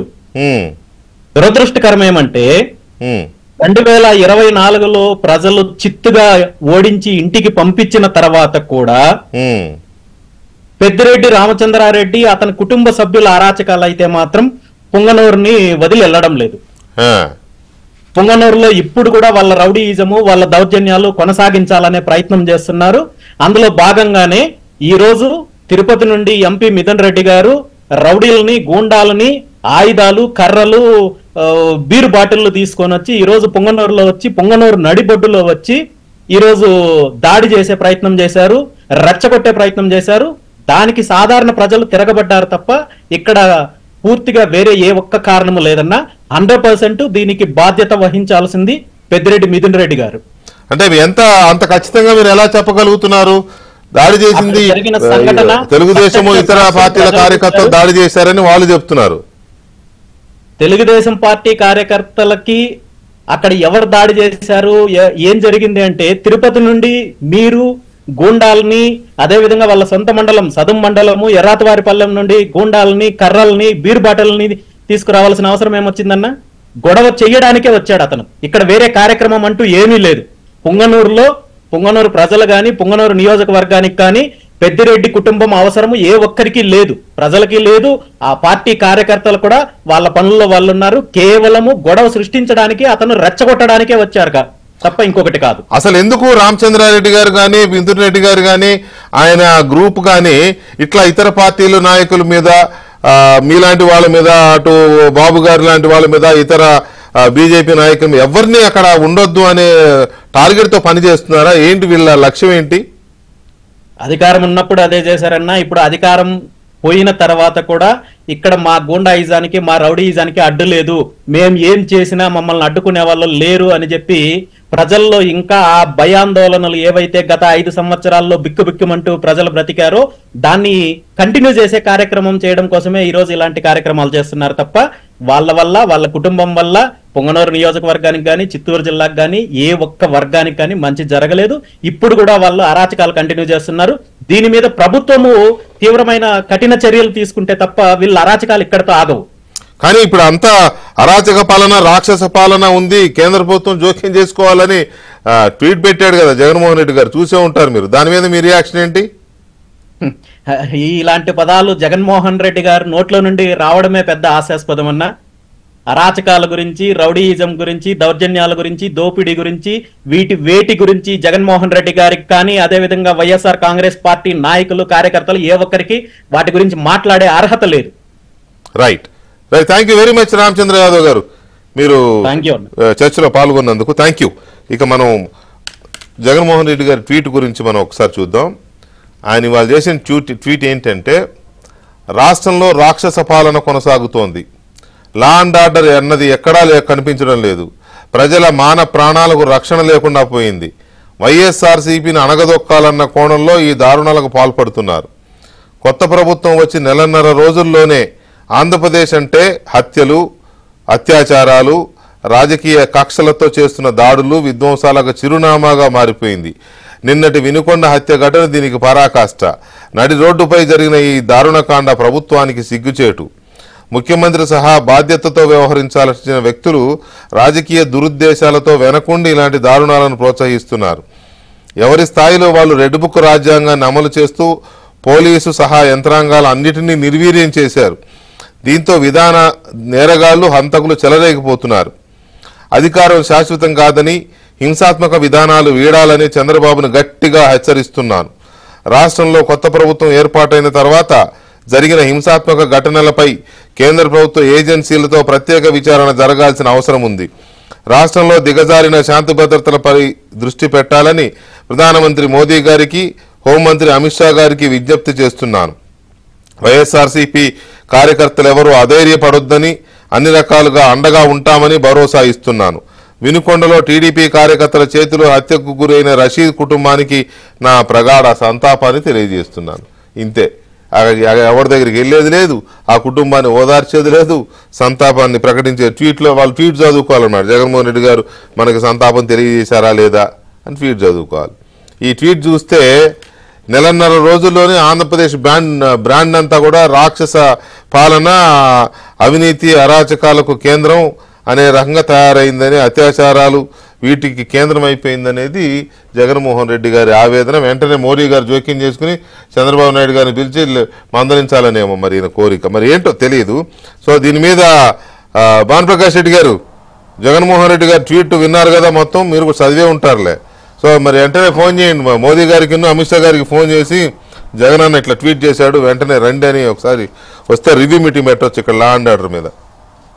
కరెక్ట్ గా చేశాడు వెంకటకృష్ణ ట్వీట్. ఆయన 2019 నుంచి 2024 వరకు ఆంధ్రప్రదేశ్ లో ఏం జరిగిందో రివర్స్ సీఎం కి ఇప్పుడు గుర్తొచ్చింది. ఇది అధికారం పోయిన 30 రోజులైనాక ఈ రివర్స్ సీఎం కి ఇప్పుడు గుర్తొచ్చింది. చెప్పండి. రివర్స్ సీఎం కి ఇప్పుడు గుర్తొచ్చింది. ఆయన రాజ్యంలో ఆయన 2019 నుంచి 24 వరకు ఆయన పరిపాలనలో ఆంధ్రప్రదేశ్ లో ఏం జరిగిందో అక్షరాల అది ట్వీట్ చేశాడు ఆయన.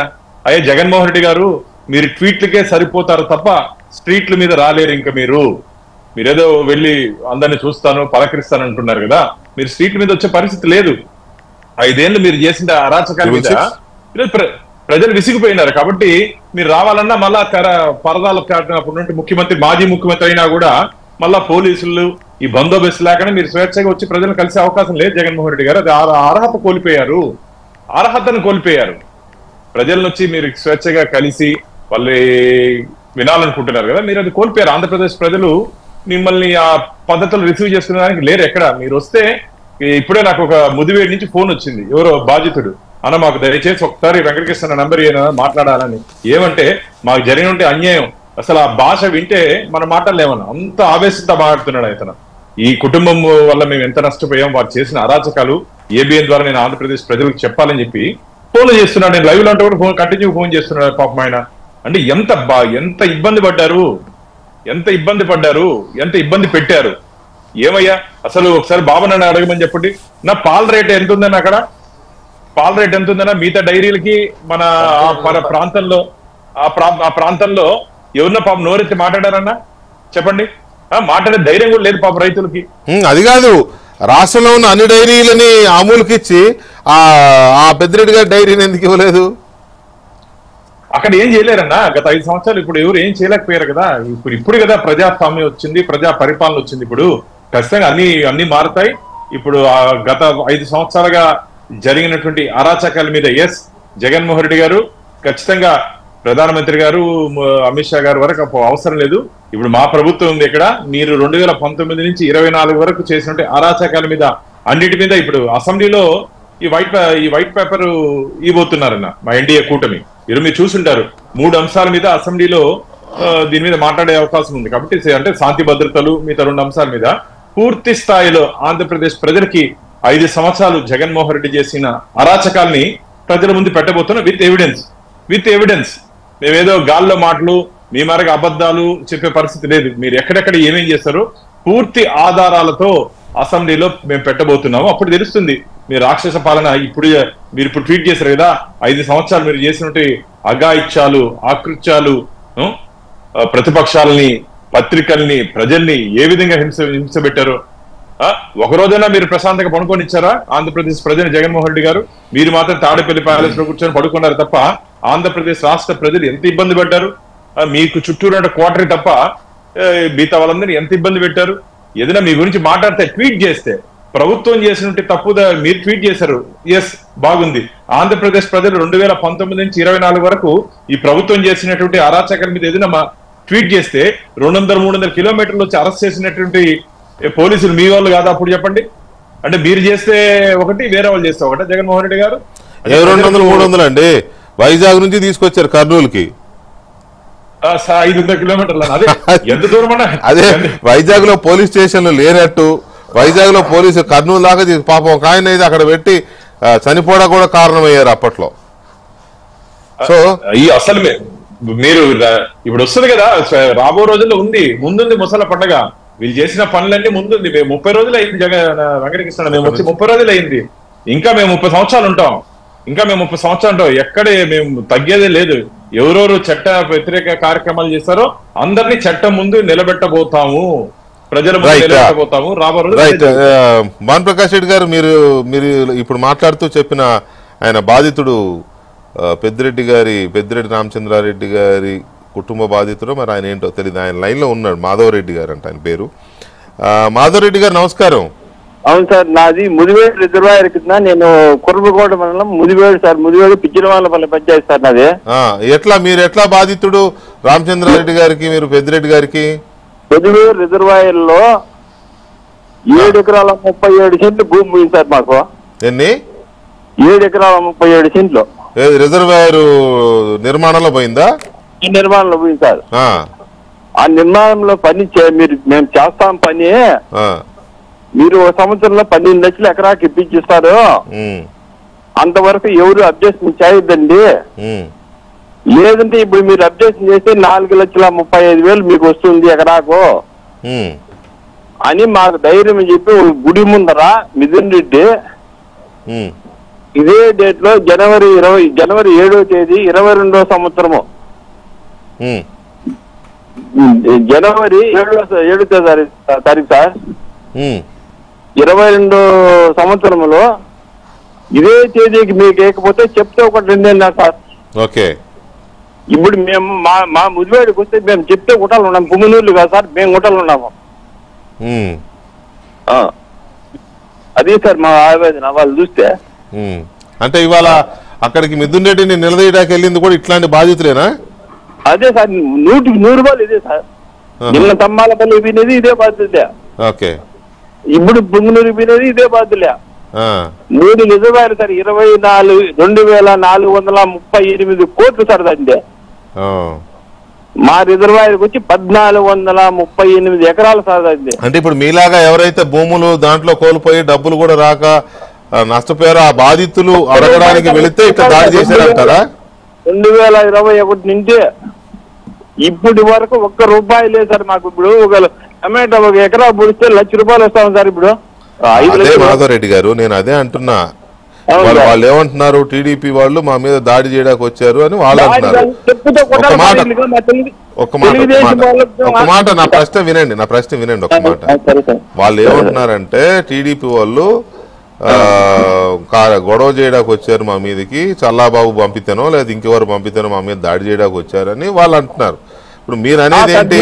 మీరు అనేది నాలాగా బాధితులు నష్టపోయిన వాళ్ళు మా ఇట్లా బాధితులే బింటారు సార్ వాటికి పోతే వాళ్ళే దాడి చేశారా రివర్స్ లో? దాడి చేసింటారు. ఇప్పుడు మేము పోతాం సార్, ఇప్పుడు బిద్దులు డాక్టర్ వస్తాడు మా ప్రాజెక్ట్ కాడికి వస్తాడు అనుకో, మేము పోతే వాళ్ళు 100 మంది వచ్చేస్తారు, దాడి చేస్తారు. అసలు మీరు మిమ్మల్ని దగ్గర రానిచ్చారు ఎప్పుడైనా? కలిసారా? మిమ్మల్ని దగ్గర రానిచ్చారా ఎప్పుడైనా? ఏం సార్, ఇప్పుడు ముందు ఒక ఎస్ఐ ఉన్నాడు సార్ మాకు, ఇప్పుడు పుంగనూరులో ఉన్నాడు ఆయన పెద్దిరెడ్డి రామచంద్ర మంచిదో 7 సార్లు పిలిపించాను సార్ నన్ను చేయనుకో. ఎందుకు? నువ్వే ముందర మాట్లాడతావు అంటే నీ 7 ఎకరాల భూమి మొత్తం అవుతుంది, మిదినీళ్ళ 11 గంటల ఫోన్ చేసినాడు, నిన్ను ఏమేం కేసులు ఇరికిస్తాము అని. నాకు ఆయన పేరు శివకుమార్ ఏం సార్, ఇప్పుడు పుంగనూరులో ఉన్నాడు సార్ ఆయన. ముందు మా ముదివేడు పోలీస్ స్టేషన్ లో ఉన్నారు సార్ ఇంతకు ముందు. ఆయన ఆ పేరు నాకేం తెల్లా, పర్లేదులే. గొంతు కోసినే మేలు సార్ ఆయన మిదినీటిని. అవునా? గొంతు కోసి చెప్పుదే కొట్టిన మేలే, గొంతు కోసినే మేలే సార్. మా ఇది 1438 ఎకరాలు 36 పేజీలు నా దగ్గర ఉన్నా సార్. ఇప్పుడు రికార్డు ఉంది, మీకు కావాల్సింటే పంపించమంటే పంపిస్తారు. రేపు భానుప్రకాష్ రెడ్డి గారికి పంపించండి, పంపిస్తే మనం మోదీ గారికి అమిత్ షా గారికి పంపిద్దాం మనం కూడా. మీకు నెంబర్ దొరకకపోతే నేను మళ్ళా బీజేపీ నరసింహారెడ్డికి ఫోన్ చేసి ఆ నరసింహారెడ్డి దగ్గర నుంచి భానుప్రకాష్ నెంబర్ తీసుకొని నేను చేసిన సార్ నేను ఫోన్. ఇప్పుడు సరే, మీరు ఆ రికార్డ్స్ అన్ని మీరు ఆ రికార్డ్స్ అవన్నీ భానుప్రకాష్ రెడ్డి గారికి పంపించండి. 503 ఎకరాలు 503 ఎకరాలు 403 ఎకరాల్లో వచ్చి మందు తీసేసిన సార్ మొత్తము. ఓకే మనం ఎక్కువసేపు మాట్లాడలేం కదా, మీరు చెప్పాల్సింది చెప్పారు. మీరు ఆ రికార్డ్స్ అన్ని భానుప్రకాష్ రెడ్డి గారికి పంపించండి, మాధవరెడ్డి గారు అవి చూస్తారు. చూసినాక మళ్ళీ దాన్ని ఎట్లా చేయాలో ఆలోచిద్దాం. థ్యాంక్ యూ మాధవరెడ్డి గారు. మాలకోటే గారు ఇప్పుడు చెప్పండి, ఈ ట్వీట్ మీద, ఈ ట్వీట్ మొత్తం చదివాను నేను. ఆయన ట్వీట్ ప్రజలందరికీ ట్వీట్ ఉండదు కదా, ఎంతమందికి ఉంటుంది ట్విట్టరు? ప్రజలందరికీ తెలియాలి కదా జగన్మోహన్ రెడ్డి గారి హెచ్చరికలు ఏంటనేది. ఇది 3వ ప్రమాద హెచ్చరిక. ఒకటి నెల్లూరులో జరిగింది, రెండోది పులివెందులో జరిగింది, మూడోది ఇక్కడ జరిగింది. బెంగళూరు నుంచి వచ్చింది 3వ ప్రమాద హెచ్చరిక. సో దీన్ని ఎట్లా మీరు విశ్లేషిస్తారు ఈ హెచ్చరికని?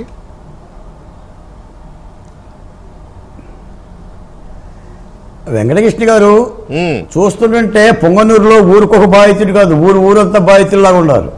అదే కదా.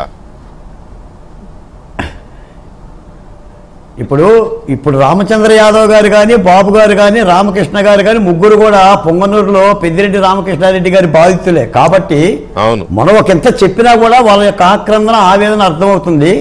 ఈ సందర్భంగా మీకు ఒక వాస్తవమైన ఒక సంఘటన చెప్తాను సార్, కాస్త అనుమతించండి. చెప్పండి. 1969-70 దశకంలో తెలంగాణ సాయుధ పోరాటం జరిగింది. అక్కడ ఒక ఊరిలో రైతు కూలీ సంఘాలు మొత్తం కూడా కలిపి ఆ ఊర్లో ఉన్న 10 మంది భూస్వాముల యొక్క భూములను ఆక్రమించుకున్నారు నక్సలైట్ల యొక్క అండదండతో. ఈ 10 మంది భూస్వాములు ఊరు ఇడిచిపెట్టేసి హైదరాబాద్ వెళ్ళిపోయి ప్రభుత్వం దగ్గరికి వెళ్ళిపోయి మమ్మల్ని ఇలా తరిమేశారు, మా భూములు మొత్తం తీసుకెళ్లిపోయారు, మాకు ఒక పారామిలిటరీ బలగాన్ని పంపించండి శరణ కోరారు. అప్పుడు వెంగళరావు గారు గవర్నమెంట్. సరే, ఆయన పారామిలిటరీ దళగం పెడితే ఈ దళగం వెళ్ళిపోయి ఆ ఊర్లో ఉంది. ఎప్పుడైతే పోలీసులు వచ్చారో నక్సలైట్లు వెళ్ళిపోయారు ఊరు ఇడిచిపెట్టేసి. ఓకే, ఇక ఈ పోలీసులు ఊరు మొత్తం కూడా కోళ్ళు కుక్కలు కోసుకొని తింటం మొదలుపెట్టారు. అక్కడ ఒక ఆడకూతురు సికండిలాగా ప్రవర్తించి గ్రామంలో ఉన్న మహిళలందరినీ కూడా పోలీసులకి తార్చింది, అంటే ఆ పని చేయించింది. ప్రతి ఇంటిలో నుంచి కూడా వచ్చిన పోలీసులు ఎంతకాలం ఉంటారు? 4 రోజులు, 1 సంవత్సరం ఉంటారు. సంవత్సరం తర్వాత అరే నక్సలైట్లు లేరు కదా, తీసుకెళ్ళి పార్లమెంట్ వెనకరమ్మని గవర్నమెంట్, వీళ్ళు వెనక్కి వెళ్ళిపోయారు. మళ్ళీ నక్సలైట్లు వచ్చారు. ఇప్పుడు ఊర్లో ఏమేమి సంఘటనలు జరిగినాయి ఏంటని ఆలోచించేసి ఈ పోలీసులకి వీళ్ళకి అండ చేసిన మగవాళ్ళనేమో కాళ్ళు చేతులు ఇరిశారు, కొట్టారు, చంపారు. ఆఖరికి ప్రజాకోర్టు నిర్వహిస్తే ఈ అమ్మాయి అంశం వచ్చింది. ఇది చాలా తప్పనిసరిగా మీ ద్వారా రాష్ట్ర ప్రజలకు కూడా చెప్పాల్సిన ధర్మం నాకుంది. ఇప్పుడు ఈ పొంగనూరు సంఘటన నేపథ్యంలో కూడా చెప్పాలి, జగన్మోహన్ రెడ్డి గారికి కూడా చెప్పాలి. ఈ రోజున అంటే ఈ అమ్మాయి ఏం చేసింది తప్పు అంటే ఈ అమ్మాయి తార్చింది మహిళల్ని. కాబట్టి కంటికి కన్ను పంటికి పన్ను, ధర్మలో 15 మంది ఉన్నాం, 15 మందిని కలిసి ఈ అమ్మాయిని అనుభవించేద్దామని తీర్మానం చేసింది. గ్రామ సభ అంతా కూడా చప్పట్లు కొట్టి ఆమోదించింది. ఇక పనికి పురమాయిస్తే దళ కమాండర్ అడ్డం తిరిగాడు, ఈ పని తప్పు, మనం అలాంటి పని చేయకూడదు అని. దళ కమాండర్కి దళ సభ్యులకి గొడవ అయింది. రివాల్వర్లు తీసుకునే పరిస్థితికి వచ్చారు. జిల్లా కమిటీకి పోయింది పంచాయతీ, తేళ్ళ. రాష్ట్ర కమిటీకి పోయింది పంచాయతీ, తేళ్ళ. దళ సభ్యులు ఆ పనే చేయాలంటారు, మన సిద్ధాంతం అదే కాబట్టి ఆ అమ్మాయిని ఆ పనే చేయాలి, అదే ప్రజలు కోరారంటారు. పార్టీనే కాదంటది. ఆఖరికి కొండపల్లి సీతారామయ్య దగ్గర పోయింది. అప్పుడు సీతారామయ్య గారు చెప్పారు, కామ్రేడ్స్ మీరు కమ్యూనిస్టులు, మీరు మురికి గుంటల్లో చేతులు పెడతా కాళ్ళు పెడతానంటే మాకు అభ్యంతరం లేదు, వెళ్ళి పెట్టండి అని చెప్పిండు. వెంటనే కామ్రేడ్స్ ఏం చేశారంటే, అరే మన పవిత్రమైన ఎర్ర జెండారా, మన రక్తమే ఎరుపు, ఆ మురికి గుంటలో నేను ఎందుకు పెడతాను, నేను పెట్టను అన్నాడు ఒకడు. రెండో వాడు నేను పెట్టను అన్నాడు. మొత్తం అందరూ కూడా పెట్టను అన్నారు. అంటే హింసకు ప్రతిహింస అదే స్థాయిలో చేస్తే ప్రజలు తాత్కాలికంగా బాధితుల ఆనందం రావచ్చు, కానీ శాశ్వత కాలంలో తిరుగుబాటు వస్తుంది. ఈ మాట మాత్రం మీ ద్వారా చెప్పదలుచుకున్నాను సార్. నా బాధ్యత, ఈ బాధితులు అంగీకరించినా అంగీకరించకపోయినా ఈ రాష్ట్రంలో వైసీపీ పరిపాలన పోయిందే హింసను అమలు జరగడం మూలాన. నేను చెప్తున్నాను, ఈ రాష్ట్ర ప్రభుత్వ విజయంలో డాక్టర్ సుధాకర్ యొక్క అంతరాత్మ ఉంది, డాక్టర్ యొక్క అచ్చెన్న అంతరాత్మ ఉంది, వజీర్ అంతరాత్మ ఉంది, అబ్దుల్ సలాం అంతరాత్మ ఉంది, నంద్యాల నాగమ్మ, పులివెందుల మహాలక్ష్మి, దళితుల మీద SC ST atrocity, 33 SC ST assembly నియోజకవర్గాల్లో 33 నియోజకవర్గాలు మేమే గెలిపించామని చెప్తున్నాం. జగన్మోహన్ రెడ్డి గారు చెప్పారు, దళితులు నా మేనమామలో నేను మేనమామనేనని. చాలా మంది అన్నారు, బాలకొండయ్య దళితులందరూ కూడా జగన్మోహన్ రెడ్డి గారు చెప్పినట్టు అంటారు, ఆయన ఉత్సవం అవుతారని కూడా ఇదే డిబేట్లో చెప్పారు.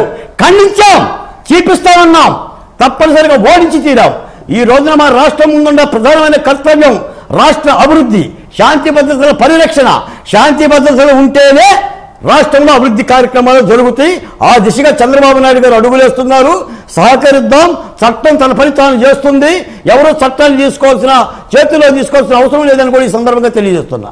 రైట్, చట్ట ప్రకారం తప్పు చేసిన వాళ్ళని, లేకపోతే ఆనాడు వేధించిన వాళ్ళని, అది ఐపీఎస్లు కావచ్చు, లేదా పోలీస్ అధికారులు కావచ్చు, ఐఏఎస్లు కావచ్చు, అప్పుడున్న ప్రజాప్రతినిధులు కావచ్చు, మంత్రులు కావచ్చు, అప్పుడు వాళ్ళు ఎవరైనా వాళ్ళు చేసిన తప్పుల మీద చట్ట ప్రకారం విచారణ జరగాలి, చట్ట ప్రకారం శిక్షలు పడాలి. ఇట్లా అంటే చంపడాలు, నరుకోవడాలు ఇది కరెక్ట్ కాదు.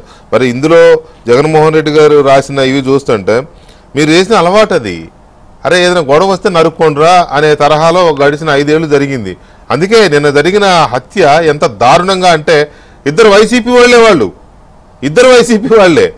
ఏదో ఎక్కడో తేడా వచ్చింది, మరి అది ఆస్తి తగాదారా ఇంకో తగాదారా మనకు తెలియదు, కానీ వాళ్ళే నరికేసుకున్నారు. ఒక అతన్ని ఇంకొక అతను నరికాడు, చనిపోయిన అతను అదే నరికించుకున్న అతను వైసీపీనే, నరికిన అతను వైసీపీనే. సో ఆ రకంగా వాళ్ళ మైండ్ ట్యూన్ చేసి పెట్టారు. కాబట్టి దీనికి ఎవరో బాధ్యులు కాదు, జగన్మోహన్ రెడ్డి గారే బాధ్యులు అవుతారు, లేకపోతే అప్పుడున్న ప్రభుత్వము, ఆ పార్టీ విధానాలు, అప్పుడు చూసి చూడనట్టుగా కేటుగాడి సినిమాలో మోహన్ బాబుని వాళ్ళ అమ్మ వదిలేసినట్టుగా వదిలేస్తేనే ఇగో ఇలా తయారవుతాయి. సో ఈ సిచ్యువేషన్స్లో ఆయన ఇంకో మాట కూడా అన్నాడు, రెడ్ బుక్ రాజ్యాంగం అన్నాడు. అంటే లోకేష్ అసలు రెడ్ బుక్ ఓపెన్ చేశాడు ఇప్పటి వరకు? లోకేష్ అని ఆయన రెడ్ బుక్ అనేది ఒకటి ఉంది మన దగ్గర, మర్చిపోయారేమో అని నాకు డౌట్ వస్తుంది అప్పుడప్పుడు. రెడ్ బుక్ ఒకటి పట్టుకు తిరిగినప్పుడు అనే విషయం మర్చిపోయారు, రెడ్ బుక్ను కూడా మర్చిపోయారేమో చంద్రబాబు నాయుడు గారి ఆలోచనల మేరకు అని అనిపిస్తుంది. గొడవలు, రాష్ట్రంలో అక్కడక్కడ జరుగుతున్న చెదురుముదురు ఘటనలు, కొన్ని హత్యలు, వీటితో పాటు జగన్మోహన్ రెడ్డి గారు చేసిన ఆ ట్వీట్, వీటి మీద మనం చర్చిస్తున్నాం. ఒకసారి మనం ఆంధ్రప్రదేశ్ హోంమంత్రి వంగలపూడి అనిత గారితో మాట్లాడదాం. హోంమంత్రి గారు నమస్కారం. నమస్కారం sir. Congratulations. Thank you sir, thank you so much. ఎందుకంటే మీరు మినిస్టర్ అయినాక మనం మాట్లాడిన సందర్భం లేదు కదా, అందుకని. సో మీరే ఇప్పుడు జగన్మోహన్ రెడ్డి గారేమో ట్వీట్ చేశారు, రాష్ట్రం ఒక బ్రాండ్ అయిపోయింది, అరాచకాలకి, అత్యాచారాలకి, హత్యలకి బ్రాండ్ అయిపోయింది, కేంద్రం ఇన్వాల్వ్ అవ్వాలి, మోదీ గారు అండ్ అమిత్ షా గారు వెంటనే జోక్యం చేసుకోవాలి అనేది ఆయన చేసిన ట్వీట్. మీరు చూసే ఉంటారు కదా, ప్రెస్ మీట్ కూడా పెట్టారు మీరు ఇవాళ. మీరేమో కొన్ని అరాచక శక్తులు అశాంతిని సృష్టించే ప్రయత్నం చేస్తున్నాయి, అని ఎవరో దీని మీద ఒక ప్రభుత్వం మీద ఇది చేయడానికి అనేది మీ ఆరోపణ.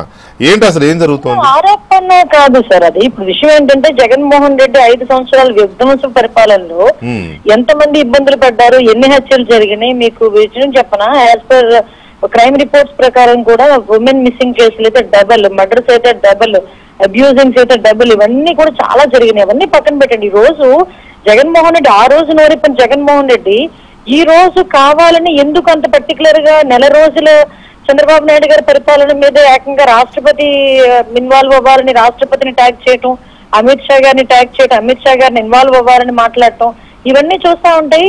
నేనేమంటానంటే ఎన్నిసార్లు మేము వెళ్ళాల్సి ఉండేదండి లాస్ట్ 5 సంవత్సరాల్లో. ఈ రోజు పొంగనూరులో జరిగిన సిచ్యువేషన్ మీరు అబ్జర్వ్ చేసుకుంటే అక్కడ ఎంపీ గారు వెళ్ళేటప్పుడు అలాంటి కొంచెం సెన్సిటివ్ ఇష్యూస్ లోకి వెళ్ళేటప్పుడు కొంచెం ఇన్ఫర్మేషన్ ఇచ్చుకోవాలి. అక్కడ ఇన్ఫర్మేషన్ లేకుండా మాకు తెలిసిన ఇన్ఫర్మేషన్ ప్రకారం ప్రీ ప్లాన్డ్ గా వెళ్ళినట్టుగా అక్కడ చూసుకున్నారు. అక్కడికి వెళ్ళి చూస్తే కొంతమంది టీడీపీ వాళ్ళు అవనియండి, లోపల అరాచక శక్తులు వాళ్ళతో పాటు కలిశారు. 5 సంవత్సరాల్లో ఇబ్బందులు పడిన చాలా మంది వాళ్ళ తాలూకా కక్ష గురించో లేకపోతే వాళ్ళ బాధ కొద్దో వాళ్ళు ఒక ముందుకు ఒక ఫార్వర్డ్ స్టెప్ వేసినా దాంట్లోని ఒకటేంటంటే వాళ్ళు రెచ్చగొడితేనే వీళ్ళు ముందుకెళ్లారు. అంటే ఒక రెచ్చగొట్టే ధోరణిలో ఇరువురు మధ్యలోనే ఒక రాళ్ళు రువ్వుకోవటం అని, కొంచెం ఆ దెబ్బలు తగలటం అని, ఈవెన్ హాస్పిటలైజ్ అవ్వడం అని జరిగినాయి. నేనేమంటానంటే ఒక బాధ్యత కలిగే ఎంపీ అలాంటి సిచ్యువేషన్స్ ఎదుర్కోకుండా ఉండాలనుకుంటే అతను అక్కడికి వెళ్ళేటప్పుడు అతనికి ఏదైనా డౌట్ ఉన్నా ఏం చేసినా ఏంటి పరిస్థితి అన్నది పోలీస్ డిపార్ట్మెంట్ కి ఇన్ఫర్మేషన్ ఇచ్చుకోవాల్సిన అవసరం ఉంటది. ఆయన ఫస్ట్ టైం ఎంపీ ఏం కాదు కదా, ఈ రోజు ఆయన ఫస్ట్ టైం ఎంపీ అయ్యాడు, ఇప్పుడు ఏం తెలియదు అనుకోవడానికి లేదు కదా, లాస్ట్ టైం కూడా అతను ఎంపీనే కదా.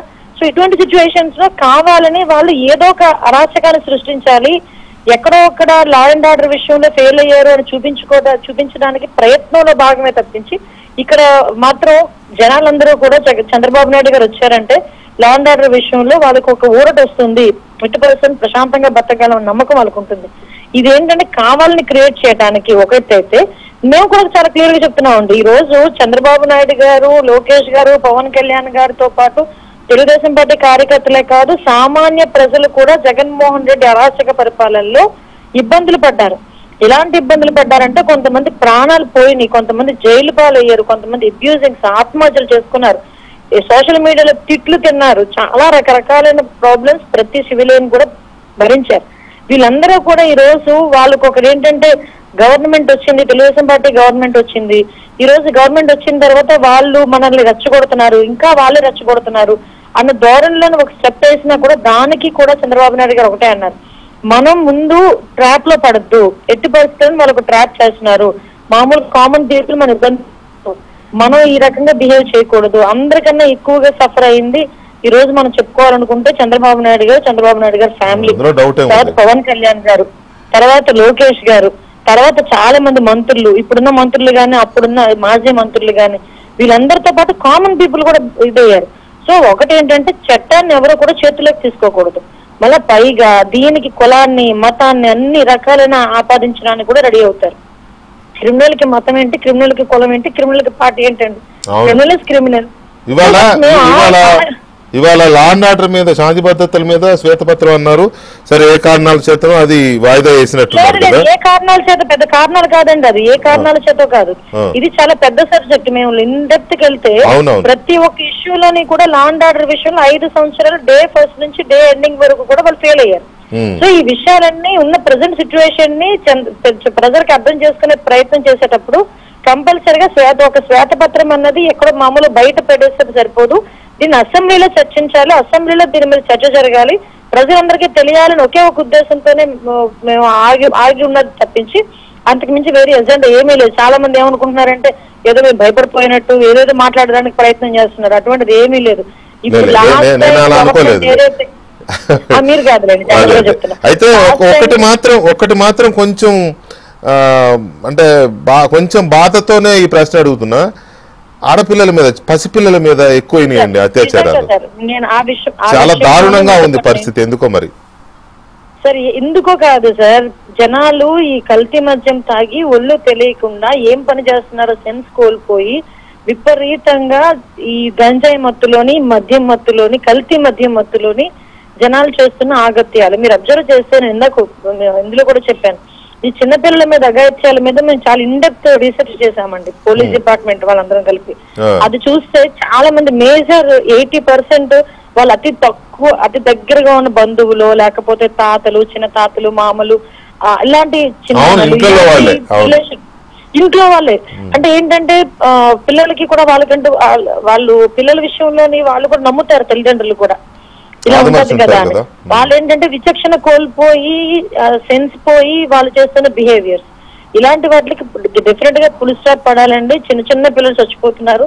నిజంగా విషయంలో కంపల్సరీగా మేము కూడా ఒక స్పెషల్ డ్రైవ్ ఏర్పాటు చేసుకుంటున్నాం. Home department, education department, women and child welfare department కలిపి ఎక్కడా కూడా మళ్ళీ ఫర్దర్ గా జరగకుండా చూసుకునే బాధ్యత కూడా తీసుకుంటాం. జరిగిన వాళ్ళకి చంద్రబాబు నాయుడు గారు కూడా చాలా క్లియర్ గా చెప్పారు, ఇలాంటి వాళ్ళ పనులు చేసే వాళ్ళకి కొంచెం ప్రత్యేక కోర్టులు ఏర్పాటు చేసి జడ్జిమెంట్లు కూడా విత్ ఇన్ 2-3 మంత్స్ వచ్చి వాళ్ళకి కట్టుబడేటట్టు చేయాలి అన్న కాన్సెప్ట్ మీద కూడా చంద్రబాబు నాయుడు గారు చాలా క్లియర్ కట్ గా ఉన్నారండి. దాని మీద అటువంటి నేరాలు, ఆ స్థాయి నేరాలు పాల్పడే వాళ్ళని ఓపెన్ గా చెప్పలేని శిక్షలు కూడా ఉంటాయి. అటువంటి వాటికి దిగినా కూడా ప్రజలేమి వ్యతిరేకించరు. చూసాం కదా హైదరాబాద్ లో అక్కడక్కడ. కాబట్టి అయితే ఫైనల్ గా ఒక ప్రశ్న హోమ్ మినిస్టర్ గారు, జగన్మోహన్ రెడ్డి గారు ఇవాళ 3వ ప్రమాద హెచ్చరిక జారీ చేశారు. మీరు వైజాగ్ పక్కనే కాబట్టి మీ ఊరు ఈ ప్రమాద హెచ్చరికలు తుఫాన్లు వచ్చినప్పుడు వేస్తూ ఉంటారు. ఒకటి నెల్లూరులో హెచ్చరిక జారీ చేశారు, అప్పుడు పిన్నెల్లి రామకృష్ణారెడ్డిని పలకరించడానికి వెళ్ళినప్పుడు. 2 కడపలో చేశారు. ఇవాళ బెంగళూరు నుంచి వచ్చింది 3వ ప్రమాద హెచ్చరిక, చంద్రబాబు నాయుడు గారి పేరుతో చేశాడు ఆయన. సో వీటి మీద హోంమంత్రిగా మీ రియాక్షన్ ఏంటి? సార్ ఒకటేంటంటే ఆయనకి అలవాటు, చంద్రబాబు నాయుడు గారు ముఖ్యమంత్రిగా ఉండేటప్పుడు చంద్రబాబు నాయుడు గారిని కామెంట్ చేయడం, అదే ఆయన ముఖ్యమంత్రిగా ఉండేటప్పుడు మాత్రం ఎవడేం అనకూడదు. సోషల్ మీడియాలో మామూలు పోస్టులో పెట్టినా కూడా సిఐడి వాళ్ళని ఉపయోగించుకొని ఎలాంటి కేసులు పెట్టించారు మనందరికీ తెలుసు. కాకపోతే ఒకటి, మా సీఎం గారి గౌరవాన్ని తగ్గేటట్టుగా ఎవరు మాట్లాడినా ఎవరు బిహేవ్ చేసినా ఉపేక్షించే పరిస్థితి లేదండి, ఇంతకు ముందులా కాదు. ఎందుకంటే ప్రజాస్వామ్యబద్ధంగా ఉన్న సీఎం గారిని తోలనాడేటట్టుగా కానీ ఆయన టార్గెట్ చేసేటట్టుగా మాట్లాడితే మాత్రం right. Thank you very much Anitha గారు, thank you very much. Right, అది హోంమంత్రి గారి వివరణ అనొచ్చు, లేకపోతే వాళ్ళు తీసుకుంటున్న చర్యలకు సంబంధించి ఒక వ్యవహారం అనొచ్చు.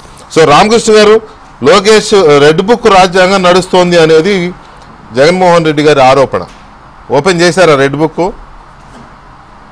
వెంకటకృష్ణ గారు, ఆ ట్వీట్ ఎవరు టైప్ చేశారో ఈ మహానుభావుడు దాన్ని చదివి అర్థం చేసుకొని దాన్ని ట్విట్టర్ లో పెట్టాడో నాకేం అర్థం కావట్లేదు. కానీ జగన్మోహన్ రెడ్డి అనే వ్యక్తికి ఒక ఆత్మ అనేది ఉంటే, ఒక ఆత్మ పరిశీలన అనేది ఉంటే, ఆ ట్వీట్ చదివిన తర్వాత అరే ఈ పనులన్నీ మనమే కదరా చేసింది, ఇది ఎలా మనం మళ్ళీ ప్రజల ముందు పెట్టాలన్నట్టు కొంచెమని ఆయనకు సందేహం కలిగిండేది వెంకటకృష్ణ గారు. కానీ ఆయన ఎవరో టైప్ చేశారు, ఎవరో ఫార్వర్డ్ చేశారో, ఈయన ఫార్వర్డ్ చేసుకుంటూ కూర్చున్నాడు.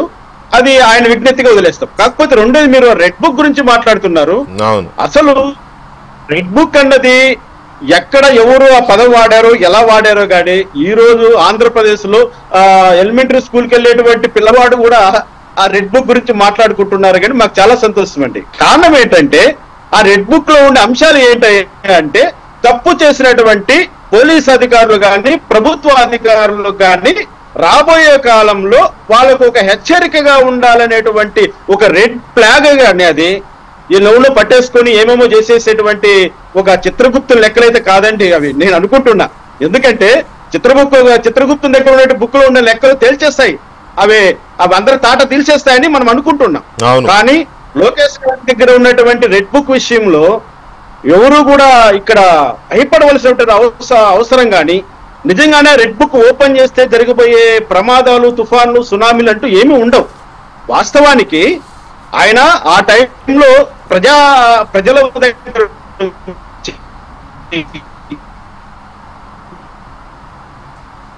రైట్, ఓకే, కనెక్ట్ అయిందా? ఆయన చేసేటువంటి పాదయాత్రకు సంబంధించి అక్రమంగా ప్రవర్తిస్తున్నారు ఎవరైతే చట్టాన్ని కొన్ని నోట్ చేసి పెట్టుకున్నాడు, ఆ నోట్ చేసుకున్న దానిపైన ఎవరిని ఎవరిని ఎలా శిక్షించాలి, ఎవరికి ఏ విధమైనటువంటి చట్టపరమైనటువంటి ఒక వార్నింగ్ ఇవ్వాలి, సెన్సూర్ ఇవ్వాలి, వాళ్ళని ఏ విధంగా కంట్రోల్ చేయాలి, వాళ్ళని ఏ విధంగా ట్రాక్ లోకి తీసుకురావాలి, ఈ అంశాల గురించి ఒకవేళ నారా లోకేష్ గారు ఒకవేళ దీర్ఘంగా ఆలోచించి ఆయన ఒకటి అన్నట్లుగా రెడ్ బుక్ లో ఉన్న వాళ్ళందరినీ నడిరోడ్డు మీరు అన్నారు. ఆ వినుకొండలో జరిగినటువంటి సంఘటన చాలా దురదృష్టకరమైన సంఘటన. దాన్ని ఎవరు కూడా ప్రజాస్వామ్యవాదులు కానీ ప్రజలు కానీ హర్షించారు. కానీ అది ఏ సందర్భంలో ఎలా జరిగింది అనేది పోలీసు వాళ్ళు విచారణలో తేలినటువంటి అంశాలు. అసలు వాళ్ళిద్దరూ కూడా వైసీపీ కార్యకర్తలు అయినప్పుడు తెలుగుదేశం వాళ్ళ ప్రస్తావన ఏంటండి? తెలుగుదేశం మోకలు దాడి చేశాయని చెప్పడంలో తెలుగుదేశం పార్టీ ఈరోజు ఆయన మేము మదనపల్లి ఉన్నప్పుడు మా మదనపల్లి డిఎస్పీ పనిచేసినటువంటి రవి మనోహరాచారి మన ఈనాటి ముఖ్యమంత్రి గారికి ఆ రోజు ఆయన నోటీస్ ఇచ్చాడండి ఒక కేసు విషయంలో. అవును, ఒక అతను తక్కువ మందుకు సప్లై చేస్తున్నారని ఆయన ట్వీట్ పెట్టినందుకు, అంటే ఒక న్యూస్ వదిలినట్టుగా ఒక బిట్ వదిలేడు. అతను తెల్లవారేసరికి శవమైదేలే. చంద్రబాబు నాయుడు గారు ఏమన్నారు? అతని యొక్క మరణం పైన తల్లిదండ్రులు అనుమానం వ్యక్తం చేస్తున్నారు, దీన్ని పూర్తిగా విచారణ చేయాలి అని చంద్రబాబు నాయుడు గారు చెప్తే ఆ రవి మనోహరాచారి డిఎస్పీ గారు ఏం చేశారు? మదనపల్లి డిఎస్పీ గారు ఏకంగా చంద్రబాబు నాయుడు గారికి 91 సిఆర్పిసి నోటీస్ ఇచ్చాడు. తీసుకురా, నా పోలీస్ స్టేషన్కి రా, నా డిఎస్పీ ఆఫీస్కి రా, నీ దగ్గర ఏం సమాచారం ఉందో చెప్పు, నువ్వు ప్రజలను తప్పుదారి పట్టిస్తున్నావు, నీ మీద ఎందుకు చర్యలు తీసుకోకూడదు అంటూ 91 సిఆర్పిసి నోటీస్ ఇచ్చాడు. రైట్. రామకృష్ణ గారు, మీకు ఎవరో పదే పదే బాగా అబ్జర్వ్ చేస్తాను, మీరు డిబేట్ లో పాల్గొన్నప్పుడు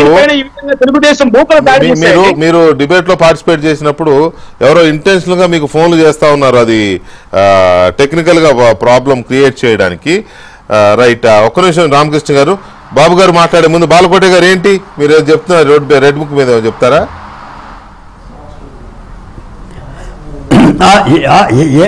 ఏం లేదు సార్ వెంకటకృష్ణ గారు, నేనేదో వెజిటేరియన్ మాటలు చెప్తున్నానని కాదు. సరే అది వద్దులే, అది మీ ఒపీనియన్ మీరు చెప్పండి. వాళ్ళు అన్నారు వీళ్ళు అన్నారు అవసరంలా, మీ ఒపీనియన్ మీరు చెప్పండి, నో ఇష్యూ. కాదు నేను అదే అంటే బాధపడతారు. నిండుకొండతో నీళ్లు తీసుకెళ్లేటప్పుడు వాళ్ళు జాగ్రత్తగా ఉండాలి, లేకపోతే నీళ్లు తొలగిపోతాయి. గతంలో వైసీపీ పార్టీ కూడా 151 సీట్లు వచ్చిన తర్వాత కుండ మొయ్యలేక నీళ్ళన్నీ కూడా ఉలికించుకుంది. ఈ రోజున ఒక అపూర్వమైన 124 సీట్లతో నిండుకొండ అనే ఒక బాధ్యత కూటమి ప్రభుత్వానికి వచ్చింది. కాబట్టి ఆ కదలికలో చాలా జాగరూకతగా ఉండాలి. ఇందాక హోంమంత్రి గారు కూడా ఆ మాటే చెప్పారు. ఎందుకంటే ఆవేశాలు ఉంటాయి, బాధలు ఉంటాయి, మనం ఆందోళనలు ఉంటాయి. నేను ఎవరిని కూడా కాదు అని అన్నాం. మేము కూడా ఆ పరిపాలనలో అనుభవించిన వాళ్ళమే. కాబట్టి ఈ ప్రభుత్వం ఉండాలి, 10 కాలాల పాటు ఉండాలి, మళ్ళీ ఉండాలి. ఈ రాష్ట్రం అభివృద్ధి చెందాలి. 5.5 కోట్ల మంది ప్రజలు తెచ్చుకున్న ప్రభుత్వం ఇది. కాబట్టి ఆ బాధ్యత చంద్రబాబు నాయుడు గారి యొక్క దక్షతకి, దీక్షతకి, ఆయన యొక్క పనితీరుకి మద్దతు పలికే విధంగా అందరూ కూడా పనిచేస్తే, తెలుగుదేశం పార్టీ నాయకులు కానీ కార్యకర్తలు కూడా ఆలోచిస్తే బాగుంటుంది అనేది నా ఆలోచన. తప్పులేదండి, ఎందుకంటే అన్నిటికీ అది సమాధానం కాదు, కానీ చట్ట ప్రకారమైనా శిక్షించాలి ఆ తప్పు చేసిన వాళ్ళని. ఇప్పటికీ సోషల్ మీడియాలో అటాక్ అవి కొనసాగుతూనే ఉన్నాయి. కాబట్టి చట్ట ప్రకారం ఎవరిని వదలాల్సిన అవసరం. బాబు గారు, ఇక్కడ ఫైనల్గా మీరు తెలుగుదేశం పార్టీ నాయకులు కాబట్టి మీకు ఎక్కువ తెలిసి ఉండాలి. పైగా బాధితులు కూడా చాలా పెద్ద బాధితులు. మీరు రాష్ట్రంలో ఎక్కువ కేసులు ఫేస్ చేసిన వాళ్ళు కానీ అటాక్స్ ఫేస్ చేసిన వాళ్ళలో మీరు కూడా ఒకరు. కాబట్టి ఈయనేంటో మరి మాట్లాడితే రెడ్ బుక్ రాజ్యాంగం అన్నది, అప్పుడు మీరు వాళ్ళ అధికారంలో ఉన్నప్పుడు మీరు రాజారెడ్డి రాజ్యాంగం అనేవాళ్ళు కదా, అందుకని ఇప్పుడు మీకు రెడ్ బుక్ రాజ్యాంగం అనే పదం దొరికినట్టుంది. మరి నిజంగానే అలా ఉందా? లోకేష్ గారు రెడ్ బుక్ ఓపెన్ చేశారా? ఆయన అప్పుడు ప్రచారం చేశారు కదా, రెడ్ బుక్లో అన్నీ రాసి పెడుతున్నాం, ఒక్కొక్కడిని సంగతి చూస్తాం, ఎవరిని వదిలేదులే అనేవాళ్ళు లోకేష్ గారు. మరి అలాంటిది ఏమైనా స్టార్ట్ అయిందా? అందుకే జగన్మోహన్ రెడ్డి గారు ఈ రకంగా తీసుకున్నాడా బాబు గారు? అది ఇంకా స్టార్ట్ కాలేదు కాబట్టి వీళ్ళు పూర్తిగా రెడ్ బుక్ అనేది పూర్తిగా అది ఒక ఊతవాడు మాదిరి ఉపయోగించుకుంటున్నారు. కానీ ఈ రాష్ట్రంలో ఆ రోజు ఎందుకు చెప్పినారు? ఆ రోజుల పరిస్థితి ఎట్లుంది? ఈ రాష్ట్రంలో లోకేష్ బాబును ఎక్కడ కానీ పాదయాత్ర తిరగనిచ్చే పరిస్థితి కనపడిందా? ఎక్కడ చూసినా పోలీసు అధికారులు ఎక్కడికక్కడ కనీసము 10 కిలోమీటర్లు కూడా నడవనీయకుండా కేసులు పెట్టడము, ఎక్కడెక్కడ అరికట్టడం చేయడం. ఆ రోజు ఆ పరిస్థితుల్లో ఆయన చెప్పడం ఏం జరిగింది? ఈ పోలీసు అధికారులు ఎవరైతే వాళ్ళు నన్ను అనవసరంగా అరెస్టులు, అనవసరంగా మా కార్యకర్తల మీద కేసులు పెడతా ఉంటే వీళ్లకు ఒక రెడ్ బుక్ పెట్టి రేపు ప్రభుత్వం వస్తానే చట్టపరమైన చర్యలు తీసుకుంటాడని మాత్రమే చెప్పడం జరిగింది. కనీసం మీరు ఆ రోజు 1 కిలోమీటర్ కనీసం స్టూల్ కూడా రోడ్డు మీద వేసుకునే పరిస్థితి కూడా కనిపించదా? ఎక్కడ చూసినా కేసులు. అటువంటి పరిస్థితులు ఈ రాష్ట్రంలో ప్రజలకు ఒక సందేశం ఇవ్వాల, తెలుగుదేశం పార్టీ నాయకులకు కార్యకర్తలకు కూడా ఒక భరోసా ఉండాలని చెప్పి ఆ రోజు రెడ్ బుక్ అనేది పదం వాడి ఈ రోజు ఈ రాష్ట్రంలో ఆ రోజు ఆ పాదయాత్ర కొనసాగించుకొని ప్రజలు మందన పొందినాడు. కానీ ఈ రోజు ఆ బుక్కులు ఓపెన్ చేస్తాను, ఏ అధికారులు అయితే బాగా ఇంకా లక్ష్యంగా 40 రోజులు అయినా కూడా అప్పుడు ఆ రోజు చేసిన అరాచకం చేసిన పోలీస్ అధికారులు కూడా ఈ రోజుకి ఎవరి మీద ఏ చర్యలు ఇంతవరకు తీసుకుని పాపనపోలేదు. అదేవిధంగా నేను చెప్తాను, ఈ రోజు ఆయన జగన్మోహన్ రెడ్డి ట్వీట్ చేస్తాడు, అది ఎట్లున్నదంటే పిచ్చోడు తిట్టుకున్నట్టున్నది. చంద్రబాబు నాయుడుకు ఈ రాష్ట్రంలో నీ మాదిరి 5 సంవత్సరాలు పరిపాలించేసి వెళ్ళిపోవాలా, పక్కన తప్పించుకోవాలని చెప్పేసి ఆలోచన ఉండేది. ఈ చంద్రబాబు నాయుడు గారు రాష్ట్రంలోనే దేశంలోనే ఒక మంచి విజన్ ఉన్న వ్యక్తిని చెప్పి ప్రతి ఒక్కరూ ఈరోజు రాష్ట్రంలోనే కాదు ప్రధానమంత్రులు కూడా చంద్రబాబు నాయుడు సలహాలు సూచనలు తీసుకునే పరిస్థితి ఈ రాష్ట్రంలో కనిపిస్తూ ఉంది. అటువంటి వ్యక్తిని ఒక సమయం ఇవ్వు. ఈ రోజు 40 రోజులైంది బాబు, నువ్వు 5 సంవత్సరాలు చేసిన అవినీతి, నువ్వు నీ మంత్రులు చేసిన అవినీతిని కొత్త గాలిలో పెట్టాలి. ముందు ఆ అవినీతిలోనే కనుక సరిపోతుంది. కానీ నువ్వు ట్వీట్ చేసినవన్నీ నువ్వు ఈ రోజు అతని సమయం ఇవి కనీసం 3 నెలలు సమయం 90 రోజుల్లో పూర్తిగా అవినీతి ఆయన మీకు సమయం ఇవ్వడం పూర్తిగా సమయం 90 రోజుల్లో సమయం వల్ల ఈ రోజు పూర్తిగా 5 సంవత్సరాలు పూర్తిగా గాడిలో పూర్తిగా గాడి పెట్టిన పరిపాలన చేశావు నువ్వు. ఎక్కడ కానీ ఏ దాంట్లో కూడా పూర్తిగా అవినీతిమయమైపోయింది. ఆ అవినీతిమయాన్ని తీస్తాడు, ఒకటో శ్వేతపత్రం విడుదల చేస్తా ఉన్నాడు. దాన్ని తట్టుకోలేక నువ్వు ఈ రోజు ఏదేదో 30 రోజులుగా 40 రోజులుగా నీ ఇష్టం వచ్చిన ట్వీట్లు చేసుకుంటా అతనికి ఏదో నువ్వు పెద్ద సలహాలు సూచనలు ఇచ్చేవాడిని మాదిరిగా వ్యవహరిస్తున్నావంటే అతనికి నీ సలహాలు సూచనలు అవసరం లేదు. అతనికి పూర్తిగా అవగాహన ఈ రాష్ట్రం మీద దాదాపు 15 సంవత్సరాలు ముఖ్యమంత్రిగా ఉన్నాడే, అన్ని అవగాహన ఉన్నాయి. ప్రతి ఒక్కటి కూడా వెలుగులోకి తీసుకొస్తాడు, ప్రతి ఒక్కటి కూడా మీరు చేసిన అవినీతి బయటకు తెస్తాడు. తీసుకొచ్చిన తర్వాత ఈ రాష్ట్రంలో గాడిని పెట్టేదానికి ఆయన ప్రయత్నం చేస్తాడు. దాన్ని నువ్వు ఏదో మింగుడు వెళ్ళలేక ఏదేదో ట్వీట్లు చేస్తా తప్పుదారిని పట్టిస్తూ ఇప్పుడు శ్వేతపత్రం అంటాడు. నువ్వు పుంగునూరు మీదనే రిలీజ్ చేయి. నీ ఎంక్వైరీ ఫస్ట్ పుంగునూరు మీద గత 4 సంవత్సరాల నుంచి ఈ రోజు పొంగునూరు ఇన్ఛార్జిగా మీరు పొంగునూరులో గడిచిన 5 ఏళ్లలో జరిగిన అవకతవకలు, అరాచకాలు, అక్రమాలు, అవినీతి మీరు ఒక ఛార్జ్షీట్ శ్వేతపత్రమో ఏదో మీరు కూడా ఇవ్వచ్చు. ఎందుకంటే one of the top constituency కదా, లాస్ట్ 5 yearsలో బాగా పేరు వచ్చిన నియోజకవర్గం అది, అంటే వివిధ కార్యకలాపాలతో. అలా చూడండి బాబు గారు. థ్యాంక్ యూ వెరీ మచ్ బాబు గారు చర్చలో పాల్గొనేందుకు. అలాగే భానుప్రకాష్ రెడ్డి గారు, రామకృష్ణ గారు అండ్ బాలకోటే గారు థ్యాంక్ యూ వెరీ మచ్ అండి. ఇది ఇవాళ డిబేట్. మళ్ళీ రేపు కలుద్దాం. శుభరాత్రి.